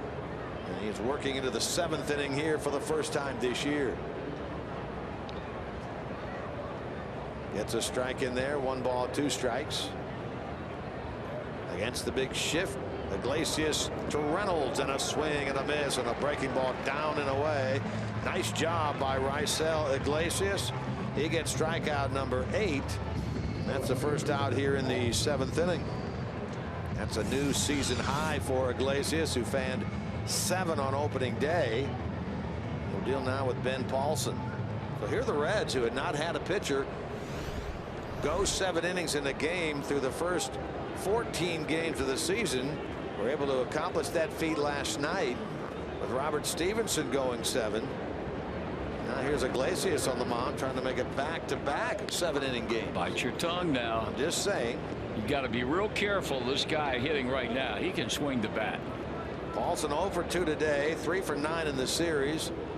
Crushed one on a line to left his last time it was caught. Bounces one to the right side here. Votto to his right gets it. Flips on to Iglesias, the pitcher covering. 3-1 on the putout, 2 down. So yesterday we have the Reds and the Marlins going into the game as the only 2 teams that had not gone 7 from a starter. Stevenson does it. In the Miami game, Adam Conley goes 6 innings of no-run baseball, gives up a 7 spot in the 7th, ends up going 6 2/3, gives up 4 of his runs, and leaves the game after 6 2/3. And so Miami comes a third of an inning shy of also getting off the schneid in that regard. So they're now the only team in the big leagues without a start of 7 innings or more. 2 out here, nobody on. The batter is Dustin Garneau, who has struck out twice. First pitch, a ball. Right-hander Justin Miller now throwing in the Rockies bullpen. Foul ball by Garneau, a ball, a strike. Ryan Rayburn is on deck. Should the pitcher spot come up, he would bat for Bettis.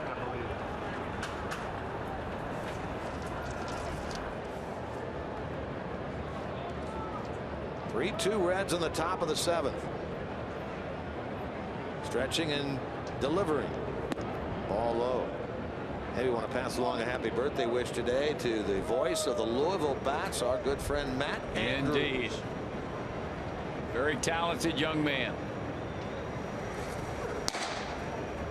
They're playing an afternoon today, also an afternoon game down in Louisville. Broken bat, ball hit down the left field side. That's a fair ball by Garneau. He's going to race in towards second. He gets there sliding with a 2-out double for Dustin Garneau, just his 2nd hit of the year. And he now represents the tying run in this game here in the top of the 7th. Garneau 2 hits this year, both of them doubles.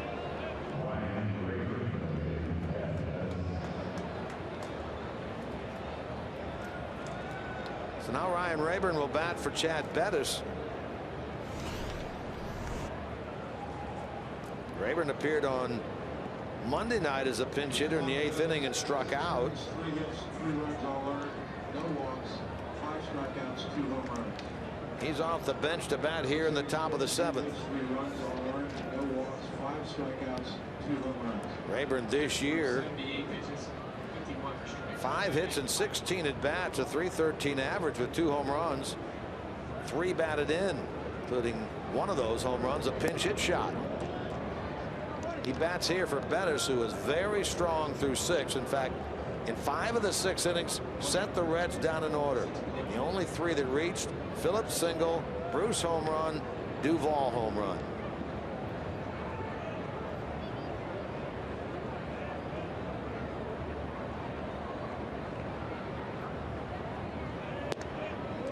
Here's the pitch and a ball. 2 balls and no strikes. Blake Wood warming up now in the Reds bullpen.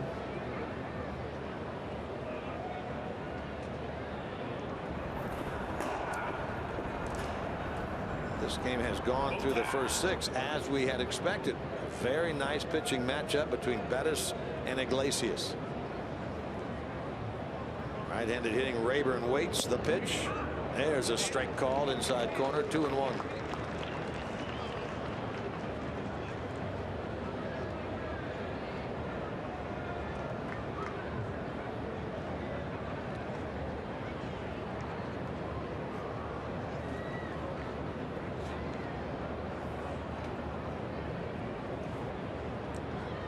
Check of the runner, the pitch, and a ball lined into right by Rayburn. That's a hit. Here comes Garneau. Here comes a throw from Bruce, and it is not in time. And the Rockies have tied things here in the 7th on a 2-out double by Garneau. A pinch hit single to right by Rayburn, and we are 3-3 here at Great American Ballpark. Second RBI of the 4 he has this year from a pinch hitting role by Rayburn. And now Brian Price emerges from the Reds dugout. Raisel Iglesias at a season high 107 pitches has thrown his last, as the Reds will make a pitching change here in the top of the 7th inning. He was an out away from a 7-inning outing. Can't quite get the job done. So a pitching change out of the game. Iglesias into the game. Right-hander Blake Wood. And we'll be back with more in a moment.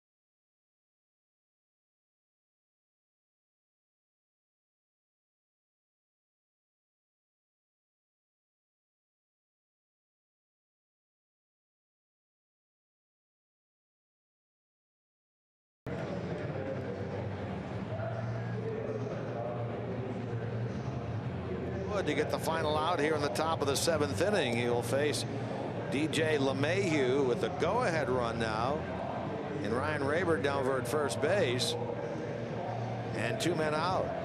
3-3 game here in the 7th inning. Iglesias 6 2/3, 6 hits, a walk, 8 strikeouts, and he gives way to Wood, who is appearing for the 8th time. A 1-0 record, a 1.35 ERA. Wood comes in for the first time in this series. He worked Saturday and Sunday. The series over in St. Louis. Now Barnhart out from behind the plate. They're going to appeal to third. And they call the runner out. They appealed third, saying Garneau missed the bag. The Reds appeal over there, and the third base umpire, Adrian Johnson, says, yes, indeed, he did. They call him out, and now Walt Weiss, the manager of the Rockies, will come out of the dugout. Stu Cole, their third base coach, is down there as well. The home plate umpire, Gary Cederstrom, who is the crew chief, told the Reds as they ran off the field to hang on, because this could very well be a situation that the Rockies may challenge.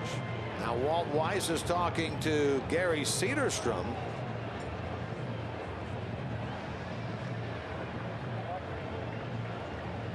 Touching a base is a play that can be challenged. So Gary Cederstrom, the home plate umpire, talks with Walt Weiss as they walk from third base down toward the home plate area.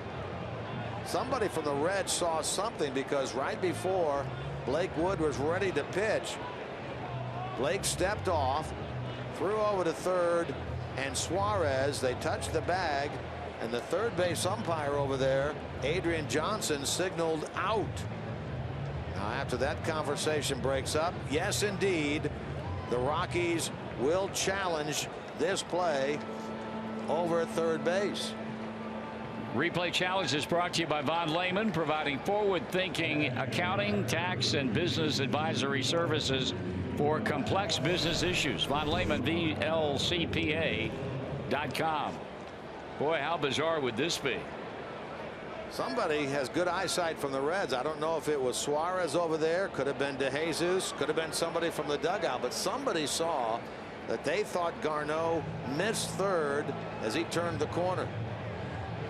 Well, the guys are standing down in foul ground off the first base side. A cluster of Reds players and some Colorado people around the first base bag, and everybody now, his eyes are focused on the big board above the second deck in left field. So Rockies review.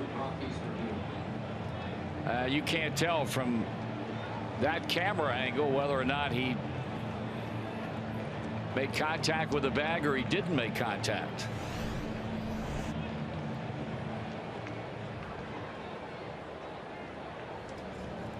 Interesting that they announced it as a Rockies review, but in looking at the instant replay procedure sheet, it says touching a base is a manager's challenge.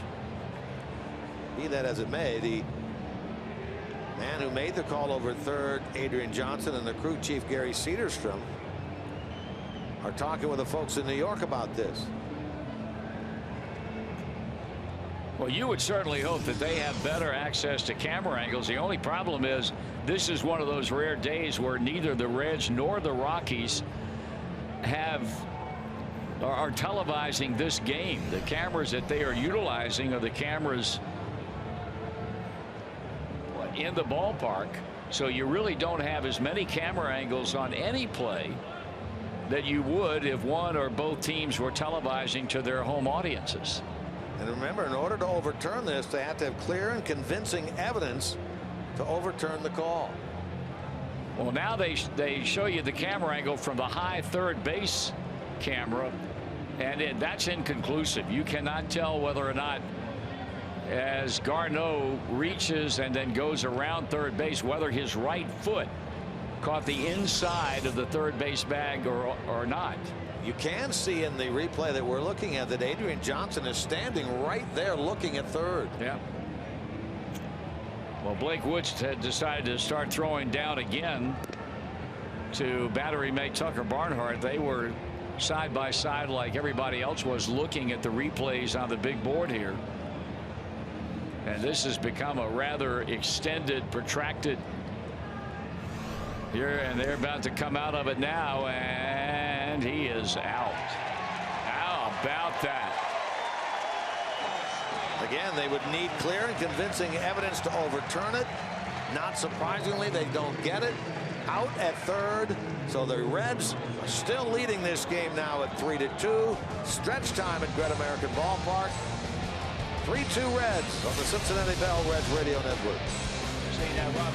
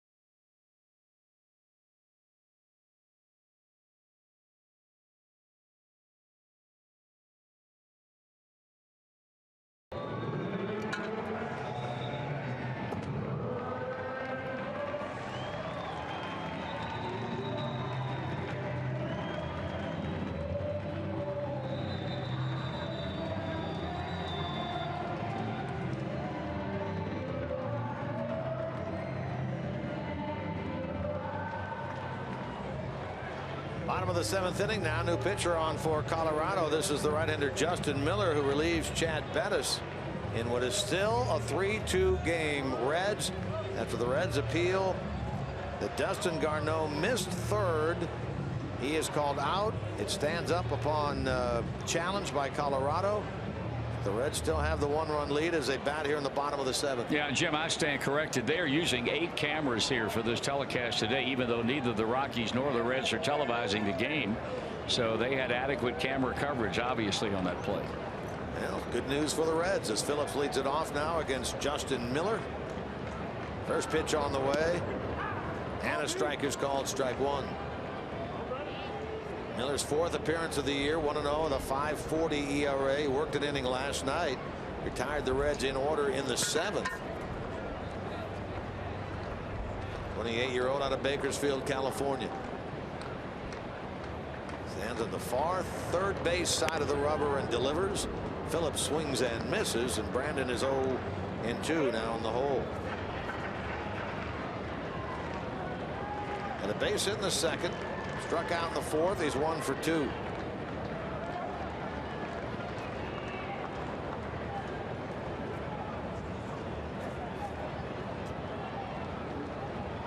Miller delivers. Phillips fouls it. The DraftKings pick of the day is Brandon Phillips. Brandon is on fire at the plate after going 4 for 4 last night with a double and a triple. Go to DraftKings.com now and use promo code REDS to play free. That's REDS at DraftKings.com. Play free today. No balls and 2 strikes. Justin Miller pitches. Phillips swings, hits it hard to third. Handled by Arenado. Throw across in time. Phillips is out. First out, bottom of the 7th. So Raisel Iglesias ends up going 6 2/3. Gives up 2 runs, 6 hits. 1 walk, 8 strikeouts. Blake Wood, we believe, is credited with the out on the appeal since he had been announced into the game, and in fact he was the pitcher that stepped off and threw over to third base. Here now is Bruce. NJ takes it low, a ball, ball 1. Reds 3, Rockies 2, bottom of the 7th.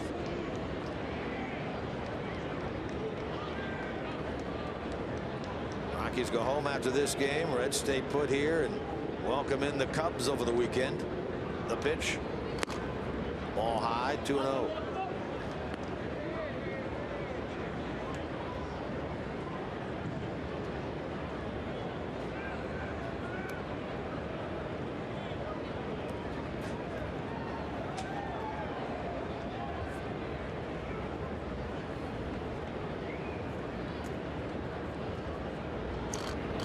Bruce tips it foul. I just checked, and they've got a call into Elias right now to find out, 1, how the putout goes, whether it's 1-5 or 5, and who gets credited with the out.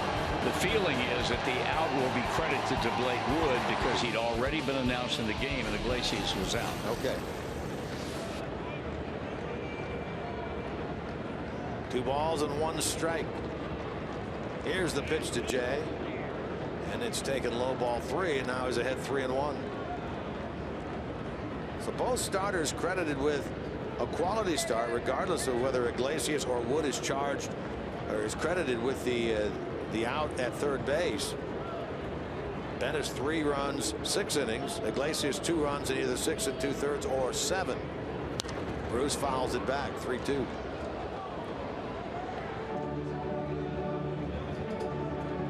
Adam Duvall waits on deck. Reds have not had a base runner since the 2nd.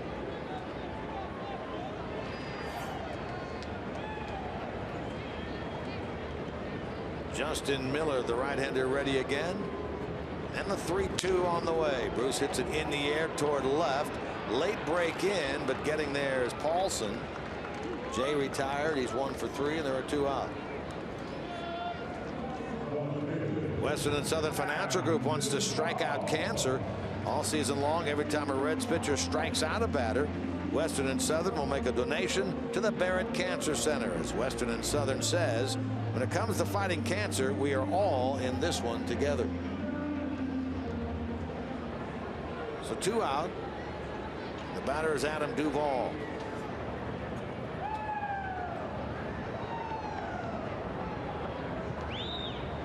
Pitch on the way to the right-handed hitting left fielder, and it's fouled straight back. Strike one.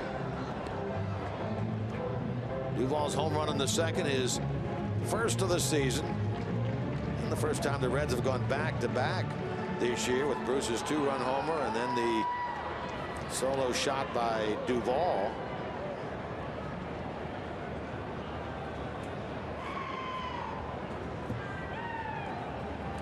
Here's the pitch. Breaking ball, fouled back. No balls, 2 strikes.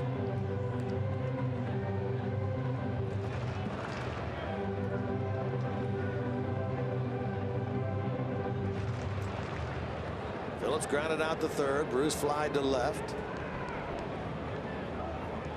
Duvall up there now, down 2 strikes. Barnhart on deck. Here it comes now from Miller. Fastball high, 1-2. Tomorrow night, Brandon Finnegan against Jake Arrieta.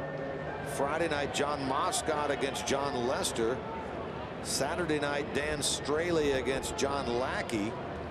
Sunday afternoon, Alfredo Simon is listed against Jason Hamill. That's the 4-game series pitching matchup against the Cubs. Fly ball left field. Does he see it? He didn't see it right off the bat. Back goes to the wall is Paulson. He doesn't get it. And into second base with a double is Adam Duvall. Ben Paulson did not see that ball off the bat of Adam Duvall.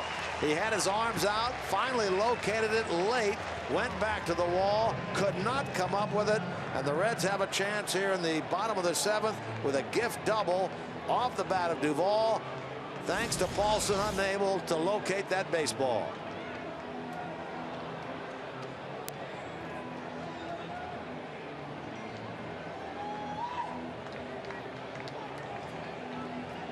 Well, let's see now if the Reds can take advantage.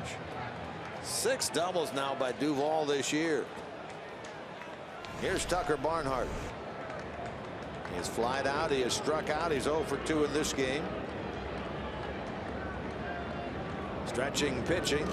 Swing. Ball hit well towards center field. Back goes Parra on the run. That's over his head, and that's off the wall. Duvall will score. Sliding into second with a double is Tucker Barnhart. And the Reds do indeed take advantage of the misplay by Paulson out in left to produce another run here in the 7th. And they now lead by a pair at 4-2. For Barnhart, his second run batted in. What should have been a 1-2-3 inning for Justin Miller turns into a run scoring frame for Cincinnati.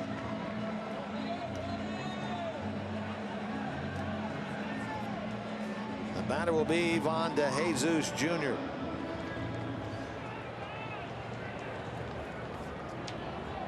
Still looking for that elusive first hit of the season. Here's a swing and a pop-up, first base side and out of play. Tony Cingrani now starts to throw in the Reds bullpen. Scott Schebler is on deck. He will bat for Wood if DeJesus can keep this bottom of the 7th going.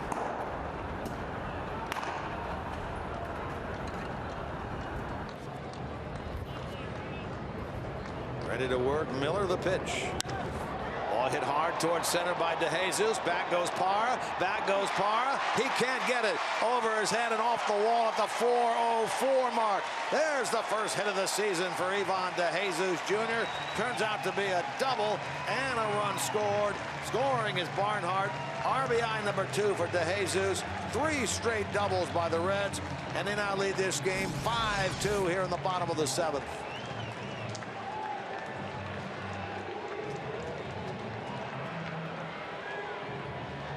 All of this due to the fact that Ben Paulson could not locate the fly ball off the bat of Duvall earlier in this inning.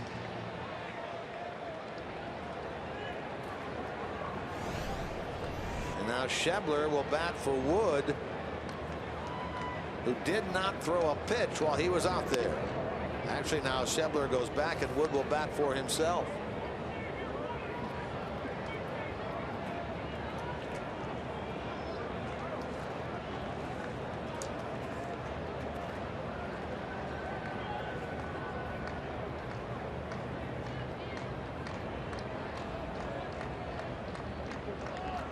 Here's the pitch, and it's a strike called. 1 ball and 1 strike.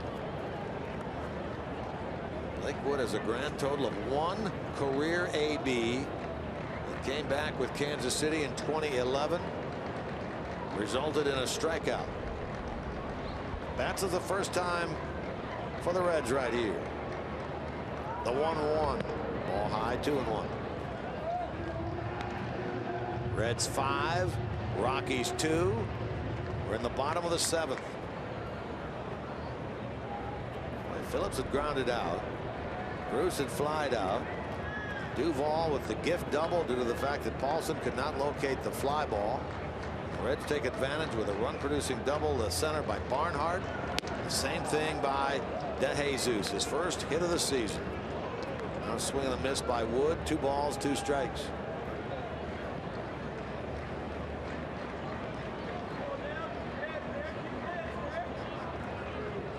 Price had said prior to the game, and we touched base with him during our pregame interview, that he would not use, barring an extra inning game, J.J. Hoover today. There's strike 3 called. So if Cingrani's going to come in now, that could mean that there will be another person that would close in the 9th inning. Wood strikes out. Inning is over. The Reds pick up 2. We go to the 8th. Marty's back. 5-2 Reds on the Cincinnati Bell Reds Radio Network.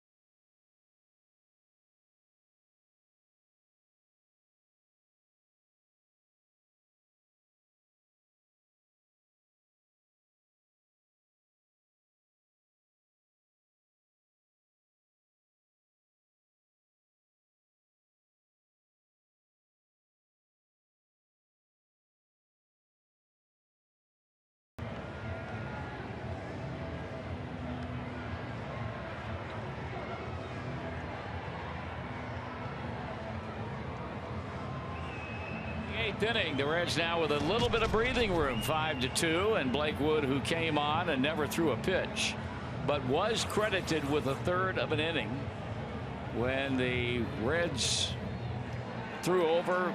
Third base umpire Adrian Johnson called Garneau out. The Colorado Rockies issued a challenge. The challenge was denied. The call stood, and so Wood, having never thrown a pitch, and we've seen that happen many times when a pitcher comes in, picks off a runner, and the inning's over. This time it was a rather bizarre play at third base, and furthermore, the put out at third goes 1-5, and take away the hit from Ryan Rayburn and give him a fielder's choice. First pitch in there for a called strike to DJ LeMahieu from right-hander Blake Wood. So the totals in that inning read: no runs, 1 hit, no errors, and 1 left. The only hit in the inning was the double by Dustin Garneau. No pinch hit single for Rayburn. It goes as a fielder's choice. The 0-1 pitch is low for a ball, and it's 1-1.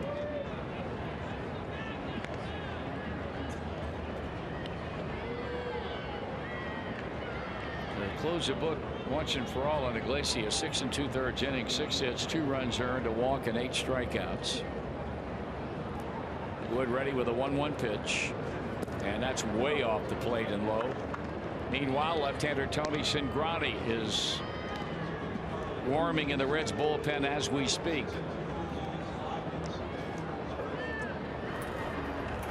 And make that 5 hits off of Iglesias since Rayburn had the hit taken away from him. 2-1 pitch and a line drive into right field, and that's a base hit.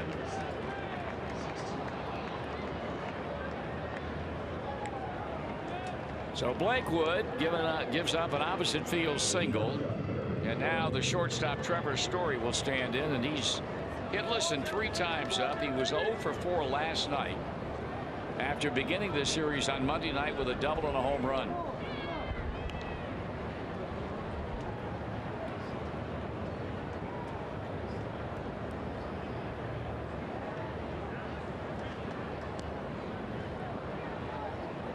Taking his time. Trevor Story taking his time, getting a good toe hold with that back right foot.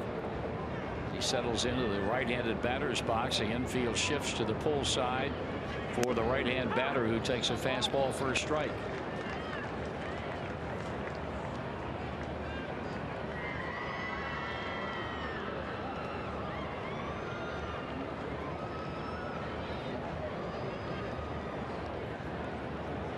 Tough hitters to deal with here in this 8th inning.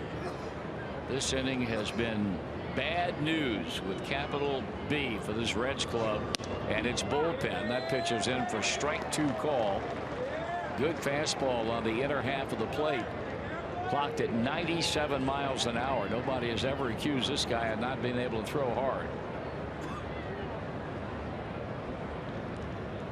Got the left-handed batting Gonzalez on deck, and we'll see what Brian Price does after we find out what Wood does with Story. And he misses, and he missed by just that much, close enough that Story thought about it, started to bring the bat around, and was able to hold back in time. Reds in front 5-2 here in the top of the 8th.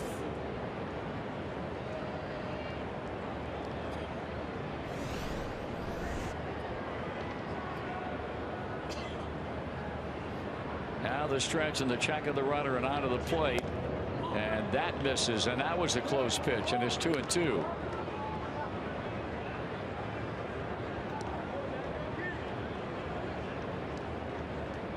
Gonzalez followed by Arenado, and if they get that far, Gerardo Parra.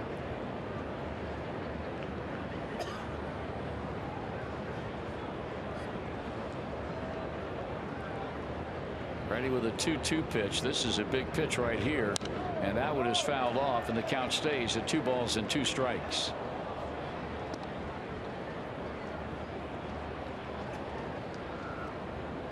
I don't think that Blake Wood wants to go 3-2 on Story.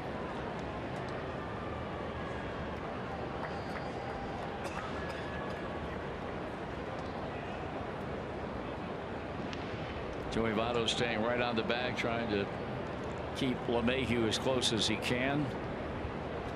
And again, the break-even pitch. It's on the way, and it's ball 3. He missed badly down with that pitch. So now a full count. Having given up a leadoff base hit to LeMahieu, and after getting ahead in the count against Trevor Story, Blake Wood has been unable to put him away with either the 2-2 pitch, the 1-2 pitch, or the 2-2 pitch. And now here comes the 3-2, and he walked him in a bad pitch inside, and the first 2 have reached here in the 8th inning. So on to second goes LeMahieu, and now in the heart of the batting order, the Rockies will have the tying run coming to the plate, and Blake Wood did not get it done today. Out of the dugout is manager Brian Price, and he will bring on the left-hander Tony Cingrani to face Carlos Gonzalez.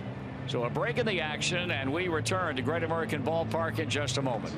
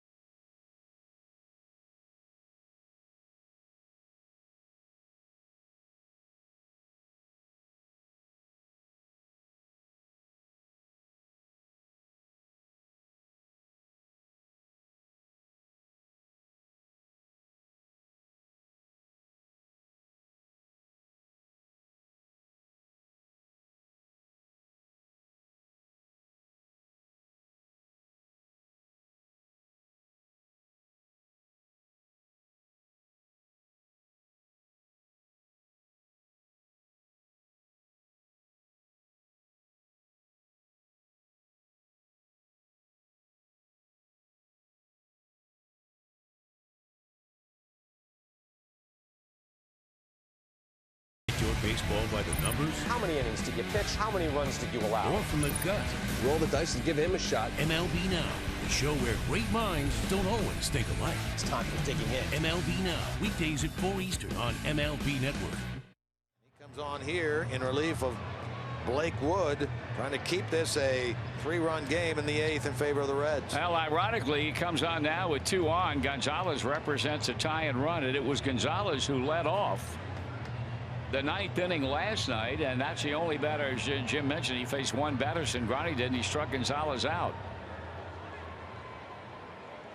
Tyler Holt, by the way, is taken over in left field for Cincinnati, and now Tony Cingrani tries to clean up the mess that he inherits from Blake Wood. Left-hander against left-hand batter. The infield will play rather conventionally, defensively speaking, and now Cingrani checks him and delivers, and the pitch is taken for a strike. Right-hander Ross Ollendorf picks up where Tony Cingrani left off in the bullpen. Reds have a 5-2 lead, but against this explosive offense of Colorado's, and they're stirring the pot up right now. That pitch is swung on and fouled, and the count's 0-2. Well, you got Arenado on deck, a right-hand batter. Then you've got Gerardo Parra, after him, a left-hand batter. And of course, this Reds bullpen has only one left-hander in it, and that's a man out there pitching right now. So Brian Price is really handcuffed in situations like this. If he wants to mix and match, he doesn't have a lot of latitude. That pitch is way high.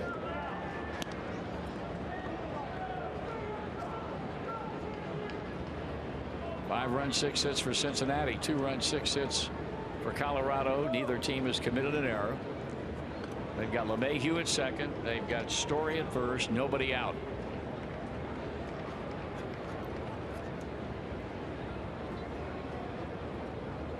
The pitch.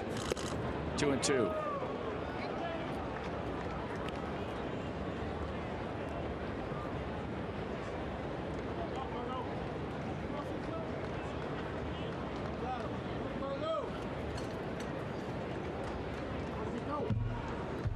Left-hand batter taps the plate with the head of the bat. Tucker Barnhart hanging aside for the edification of Tony Cingrani, who pitches, and he's high, ball 3. Wow. He had a 0-2.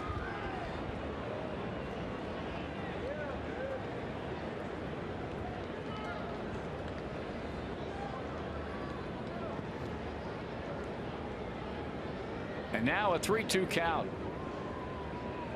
The pause and the pitch. He walked him. It is amazing day after day how shocking you are sometimes over the absolute ineffectiveness of this bullpen.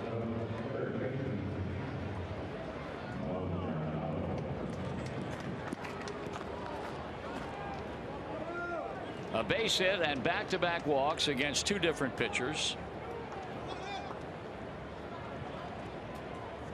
Brian Price will hang with Tony Cingrani against the right-handed batting Nolan Arenado, and Brian Price has said on numerous occasions he feels like Cingrani can get right-hand batters out just as well as he can get left-hand hitters out. We're going to find that out right now. First pitch, he goes around on a hard breaking ball that was boring in on his hands. 0-1. Been on one time today as Arenado, and that was a walk back in the 4th inning. Had a hit taken away on a catch of a line drive by Suarez in the 2nd, and routinely grounded the shortstop in the 6th inning. The pitch. Foul back, 0-2.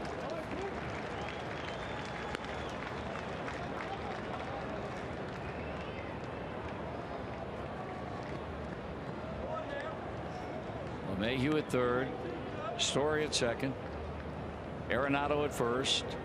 And in both walks, the one that Blake Wood issued to Story and the base on balls rendered by Cingrani to Gonzalez, the pitchers were ahead in the count 0-2 and 1-2 on both occasions and simply could not put them away.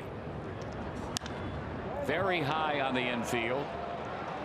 First baseman, catcher Joey Votto, fair ground, makes a catch between the mound and the first base line, and they are a third of the way home.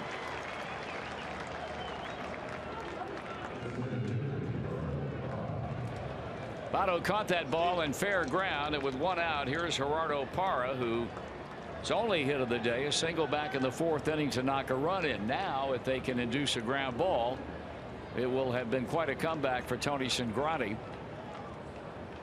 And a big out right there, getting Arenado to pop up to Joey Votto at first base.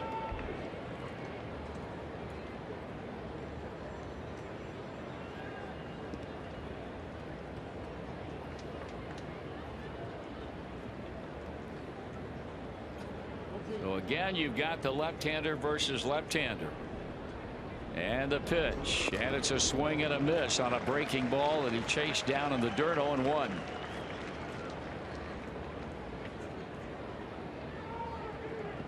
Jim mentioned earlier, this game's outcome will determine who wins the series, and the Reds win it, they will have won every series at home. If Colorado comes back to win it, they will have won every one of their series on the road.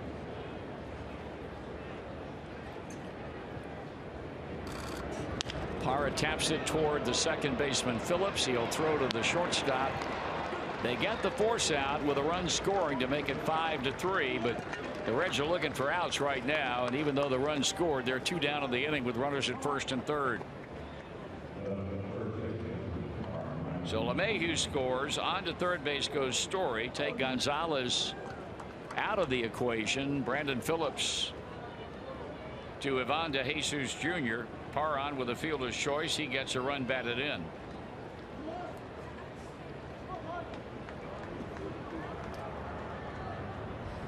Here's Mark Reynolds. 3 times up, 3 times he has struck out. Takes it inside, a ball. He, of course, had a 2-run home run in the 9th inning of last night's game off of J.J. Hoover. After the Reds entered the 9th with a 4-1 lead, his home run made the final score 4-3. 1-0 pitch. Up and in, ball 2. 2-0.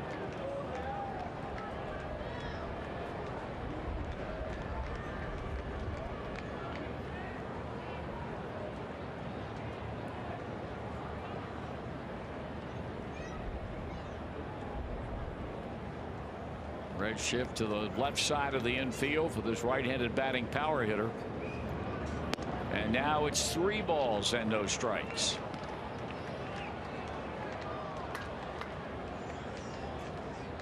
And if he loses Reynolds, he'll be facing another left-handed batter in Ben Paulson.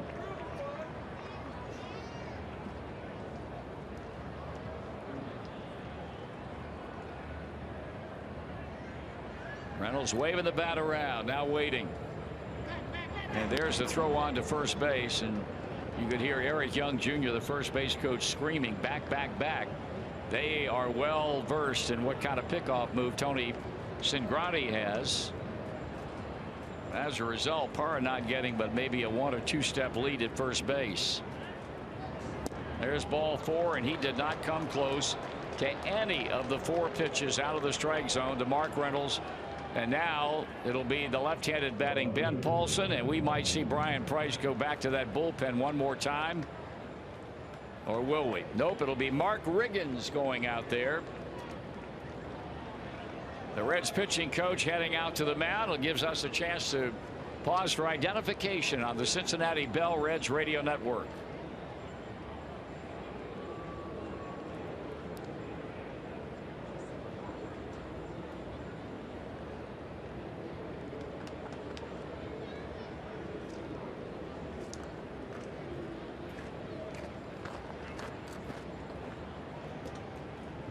Long top of the 8th inning for the Colorado Rockies, who are trying to climb back in this one. They've scored a run to cut the Reds lead to 2. And for the second time in the inning, they have the bases loaded. Mark Riggins, the first-year pitching coach of the Reds, has just now returned to the dugout. And Paulson, who's flied out twice and bounced out, stands in with 3 on and 2 out. Fly ball to left. Tyler Holt coming, still coming, and he dives, and the ball hits off of his glove, kicks to foul territory, and this ball game is tied up. A double to left by Ben Paulson, a 3-run 8th inning for the Colorado Rockies, and they have tied this game up at 5-5.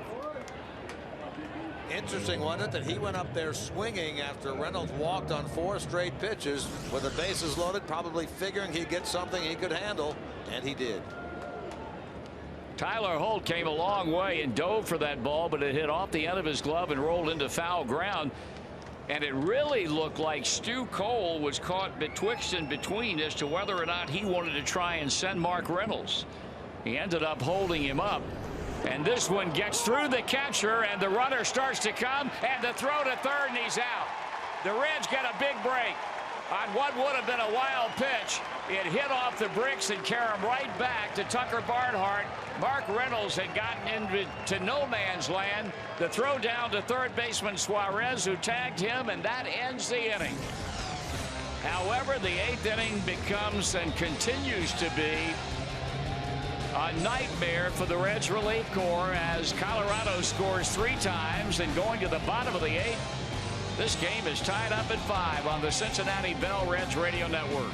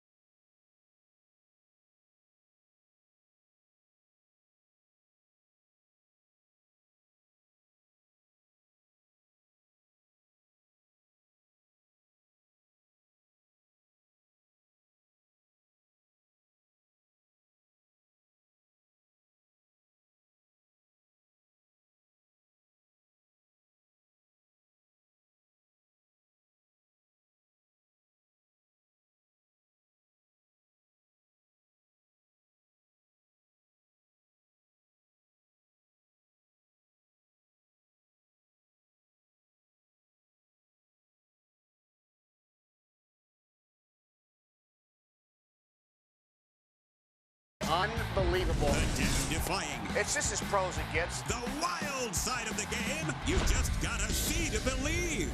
Intentional Talk. Weeknights at 5 Eastern on MLB Network.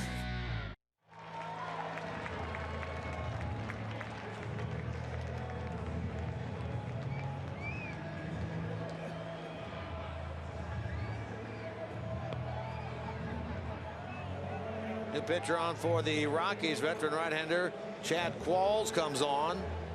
No record this year, the 9 ERA in 6 appearances, becoming the 3rd Rockies hurler of the afternoon. Top of the batting order, Billy Hamilton leading it off. Up there, of course, batting left-handed against the righty Qualls. He shows bunt, takes the first pitch for a strike.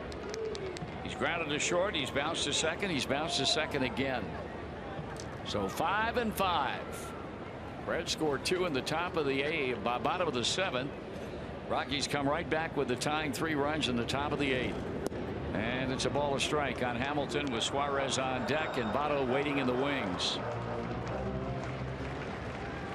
12,979 turnout for today's Titanic struggle. 12,979. Ball 2, 2-1.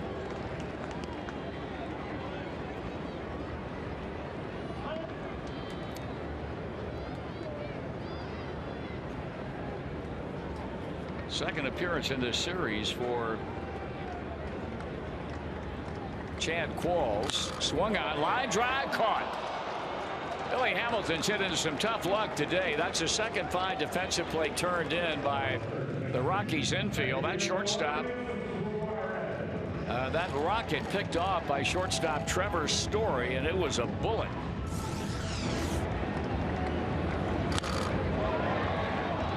Bring up Eugenio Suarez, who has so far gone hitless today and 3 times up.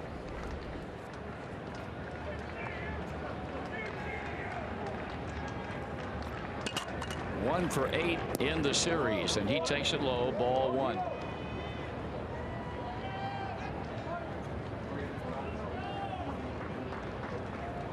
They've got a left-hander warming up right now. The Rockies do, in Boone Logan.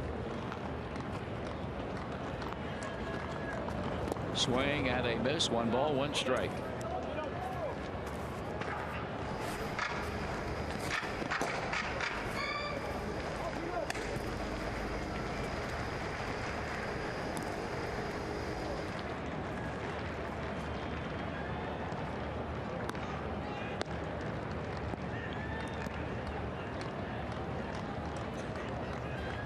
Now the right-hander Qualls sets, pitches. Swing and a foul tip into the middle of the catcher. It's 1 ball and 2 strikes. Close the book on Blake Wood. 1/3 of an inning, 1 hit, 2 runs, both earned, and 1 walk. Down and away, 2-2.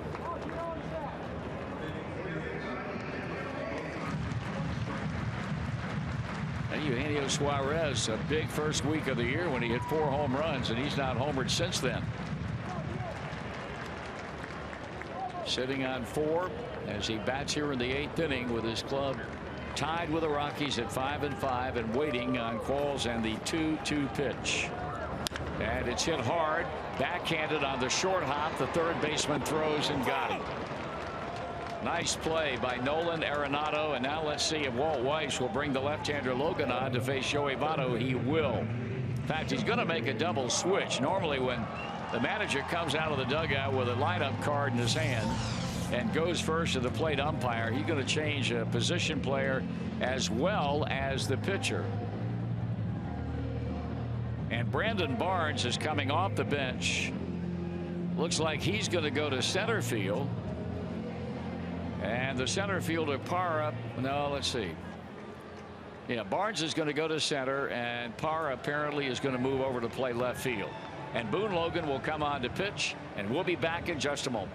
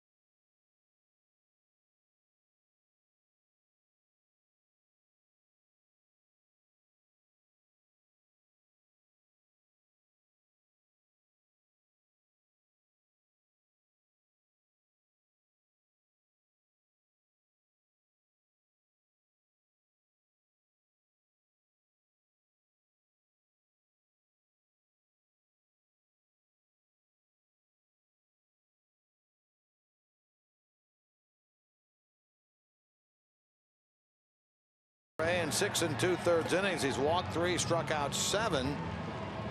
Boone Logan appeared in the game here on Monday night, an inning and a third. Faced Votto, was able to retire him on a ground out, and he faces Votto here in the 8th.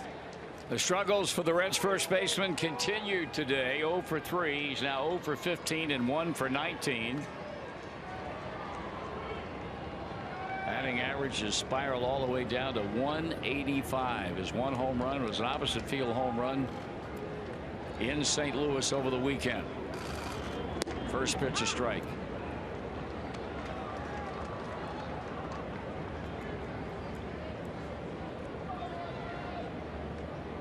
Chad Qualls did his job. 2/3 of an inning. Nothing but zeros. Votto waves 0-2.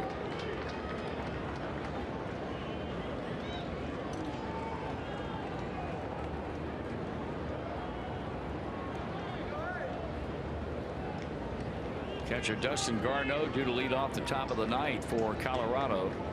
Swing and a miss. That's another strikeout. And the inning is over. The Reds are up and down in order against Qualls and Logan. Hence, we head to the ninth tied up at 5 on the Cincinnati Bell Reds Radio Network.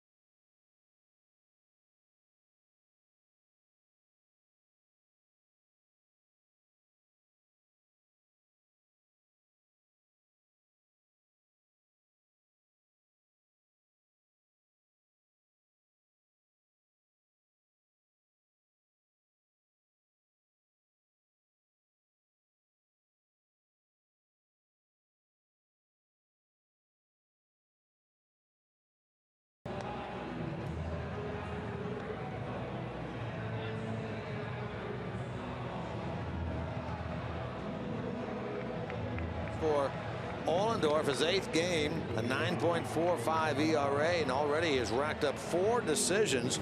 He's won 2, lost 2 this year, including suffering the loss here on Monday night when he gave up 3 runs, 2 hits in 1 2/3, and here he is to work the 9th inning.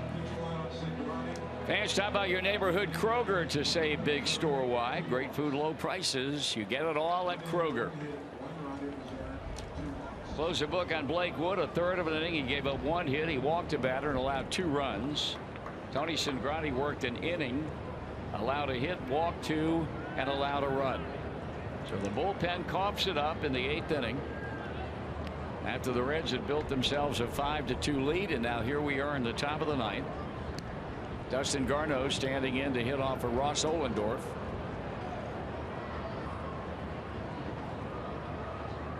Ohlendorf with that big old-fashioned wind up and onto the plate, and a very high fly ball into short right field. It'll be Brandon Phillips's ball to play, and he does 1 out. Brandon Barnes will bat for the first time as we take a look at our Cincinnati Bell trivia question. Of the 6 National League MVP seasons enjoyed by Reds players in the 70s, only one of them found the MVP, leading the Reds in both batting average, home runs, and RBIs. Who was that MVP? Was it A. Johnny Bench, George Foster, C. Joe Morgan? You said. I said B. Yahtzee Foster. And before I turn this card over, I've got to believe you're right. Oh. And I think because in 1977 he won the MVP award. Hit 52 home runs, knocked in 149 runs. I figured those. Batted 320 something. Okay. The answer is George Foster. Yahtzee. In the 77 year, club record 52 bombs. He batted 320. Club record 149 runs batted in. Foul ball out of play. That's the single greatest year I've ever seen a player have. Only Reds MVP to lead the Reds in each of the 3 Triple Crown stats during his MVP season. It was unbelievable.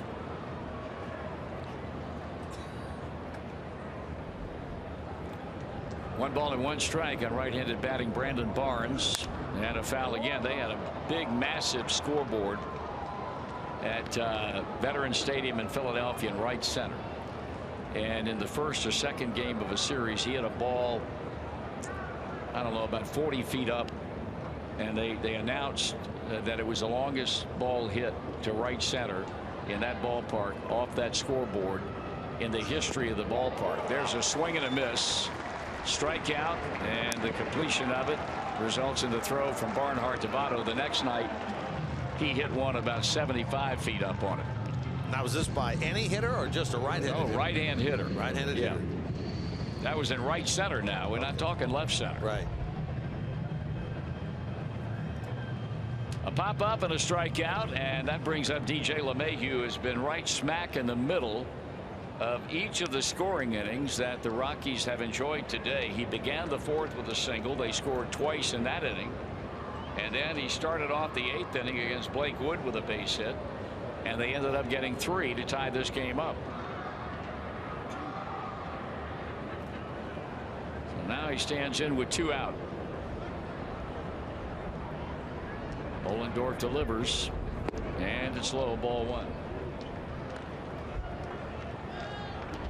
Meanwhile, in St. Louis, the Cardinals look like they're going to get out of that series with a win. They're up 4-1 behind Carlos Martinez, who apparently is pitching brilliantly today, having given the Cubs a run on 3 hits over 6 innings. Foul ball. Matt Holliday got him started with a home run. Anthony Rizzo has accounted for the only Cubs run with his 4th home run of the season.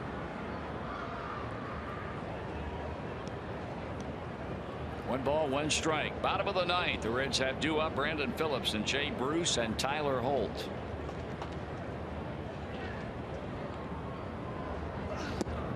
Ball 2.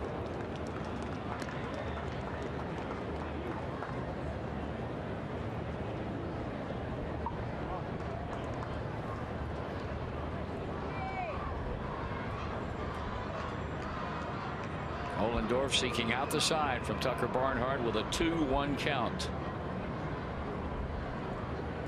Kicks and deals. Swung on, fly ball, routinely hit. Jay Bruce measures in right side, retired. Ohlendorf does his job. Let's see if the Reds offense can figure out a way to do theirs. Tied at 5 in the middle of the 9th on the Cincinnati Bell Reds Radio Network.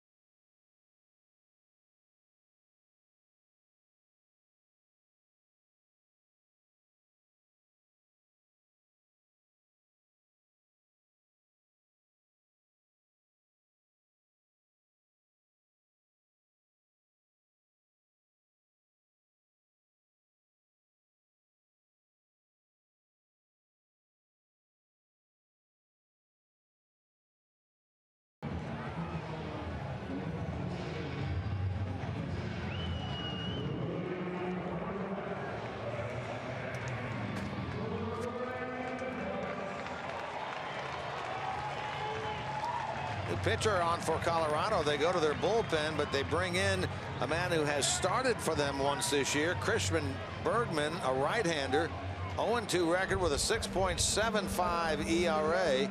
He comes on, relieving Boone Logan, working the bottom of the ninth.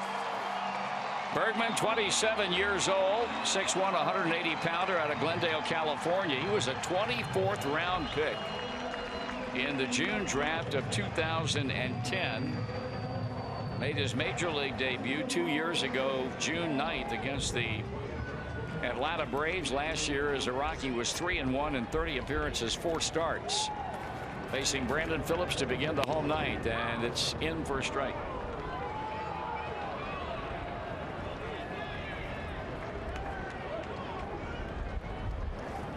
Now the University of Cal Irvine.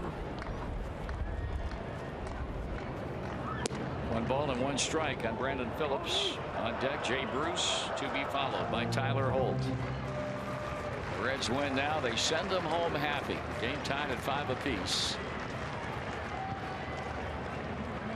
Windmilling the bat around, waiting as Phillips, swinging and didn't mean to, and he chased a fastball up to get behind in the count.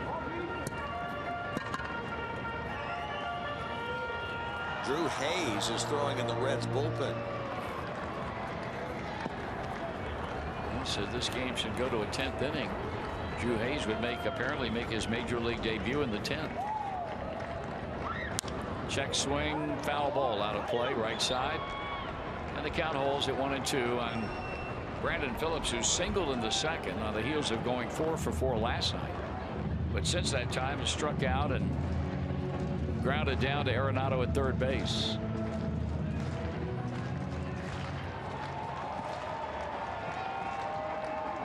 Wind to pitch inside, 2-2.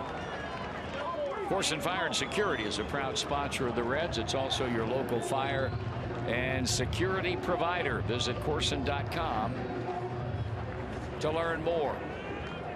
9th inning, 5-5 ball game. Phillips for openers, and the 2-2 from Bergman. Had a swing and a base hit to center field.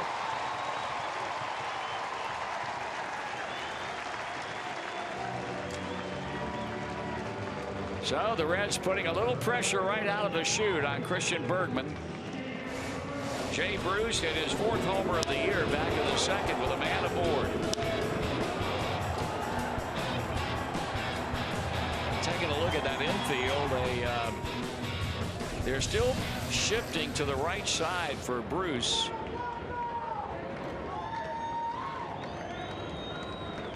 With Arenado by himself on the left side, and the first pitch is ball 1 high.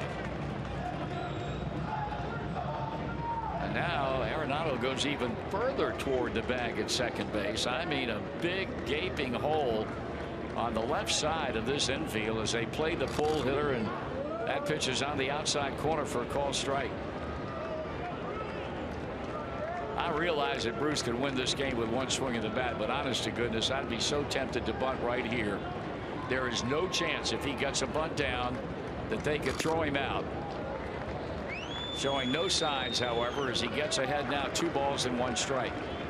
We certainly saw him work on it virtually every game in the spring. And continues to do so. Bergman sights the sign. Phillips off the bag at first. Swung on, line drive into right. That's a hit. He beat the shift. Phillips journeys around second and pulls up at third. And the Reds are in business here in the home 9th inning.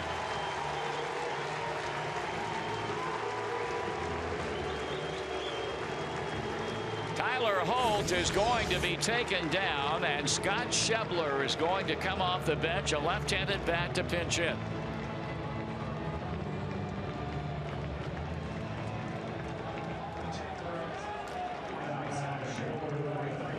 Schebler had been on deck earlier in this game, but then Brian Price, when the Reds scored the 2 runs in the 7th inning, opted to take him down before an announcement could be made and allow Blake Wood to bat.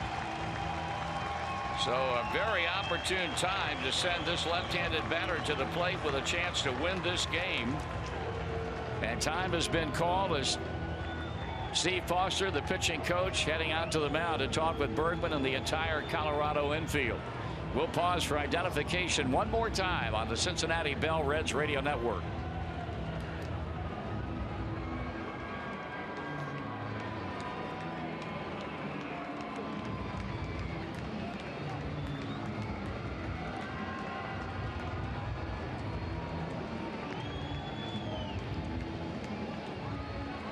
Meeting continues on the mound. Plate umpire Gary Cederstrom gets out there, and just as he does, Foster turns back to his right and jogs to the dugout.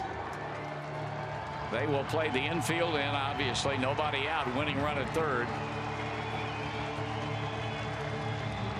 A line drive hit up the middle by Brandon Phillips, a base hit to right by Jay Bruce. The Reds are knocking on the proverbial win door right here. And Schebler trying to wear the laurel of hero as he settles in from the left-hand batter's box and waits on Christian Bergman. Swing and a miss. He threw that ball by him. 0-1. Boy, Bergman not shying away at all. He came right at him with the first pitch. 1 strike and nothing. Phillips down the line from third. The pitch. And it's a ball low. 1 ball, 1 strike. With the Rockies infield in, and the Rockies wearing black jerseys, and the umpires there as well. Looks like there's about 8 infielders there. It does. If it means anything, Schebler 1 for 5 off the bench as a pinch hitter. He swings again and misses, and he chased a pitch up in his eyes right there. 1 ball and 2 strikes. On deck is Tucker Barnhart. But the Reds want to see this thing end right here with Schebler at the plate. Although at the moment, Bergman getting the better of him on 2 big swings and misses. Now the hole by the right-hander, pitching, and a foul ball back to the screen.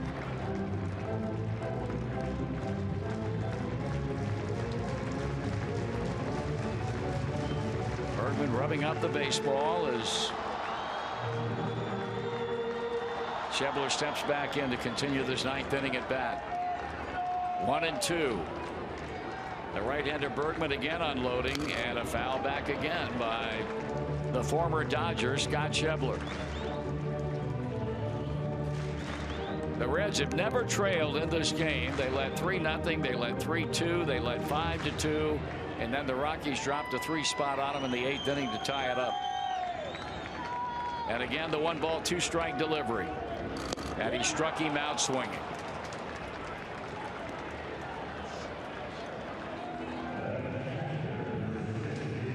So now let's see what Tucker Barnhart can do, and let's see how the infield will play it. They get the first out on a strikeout, and now Barnhart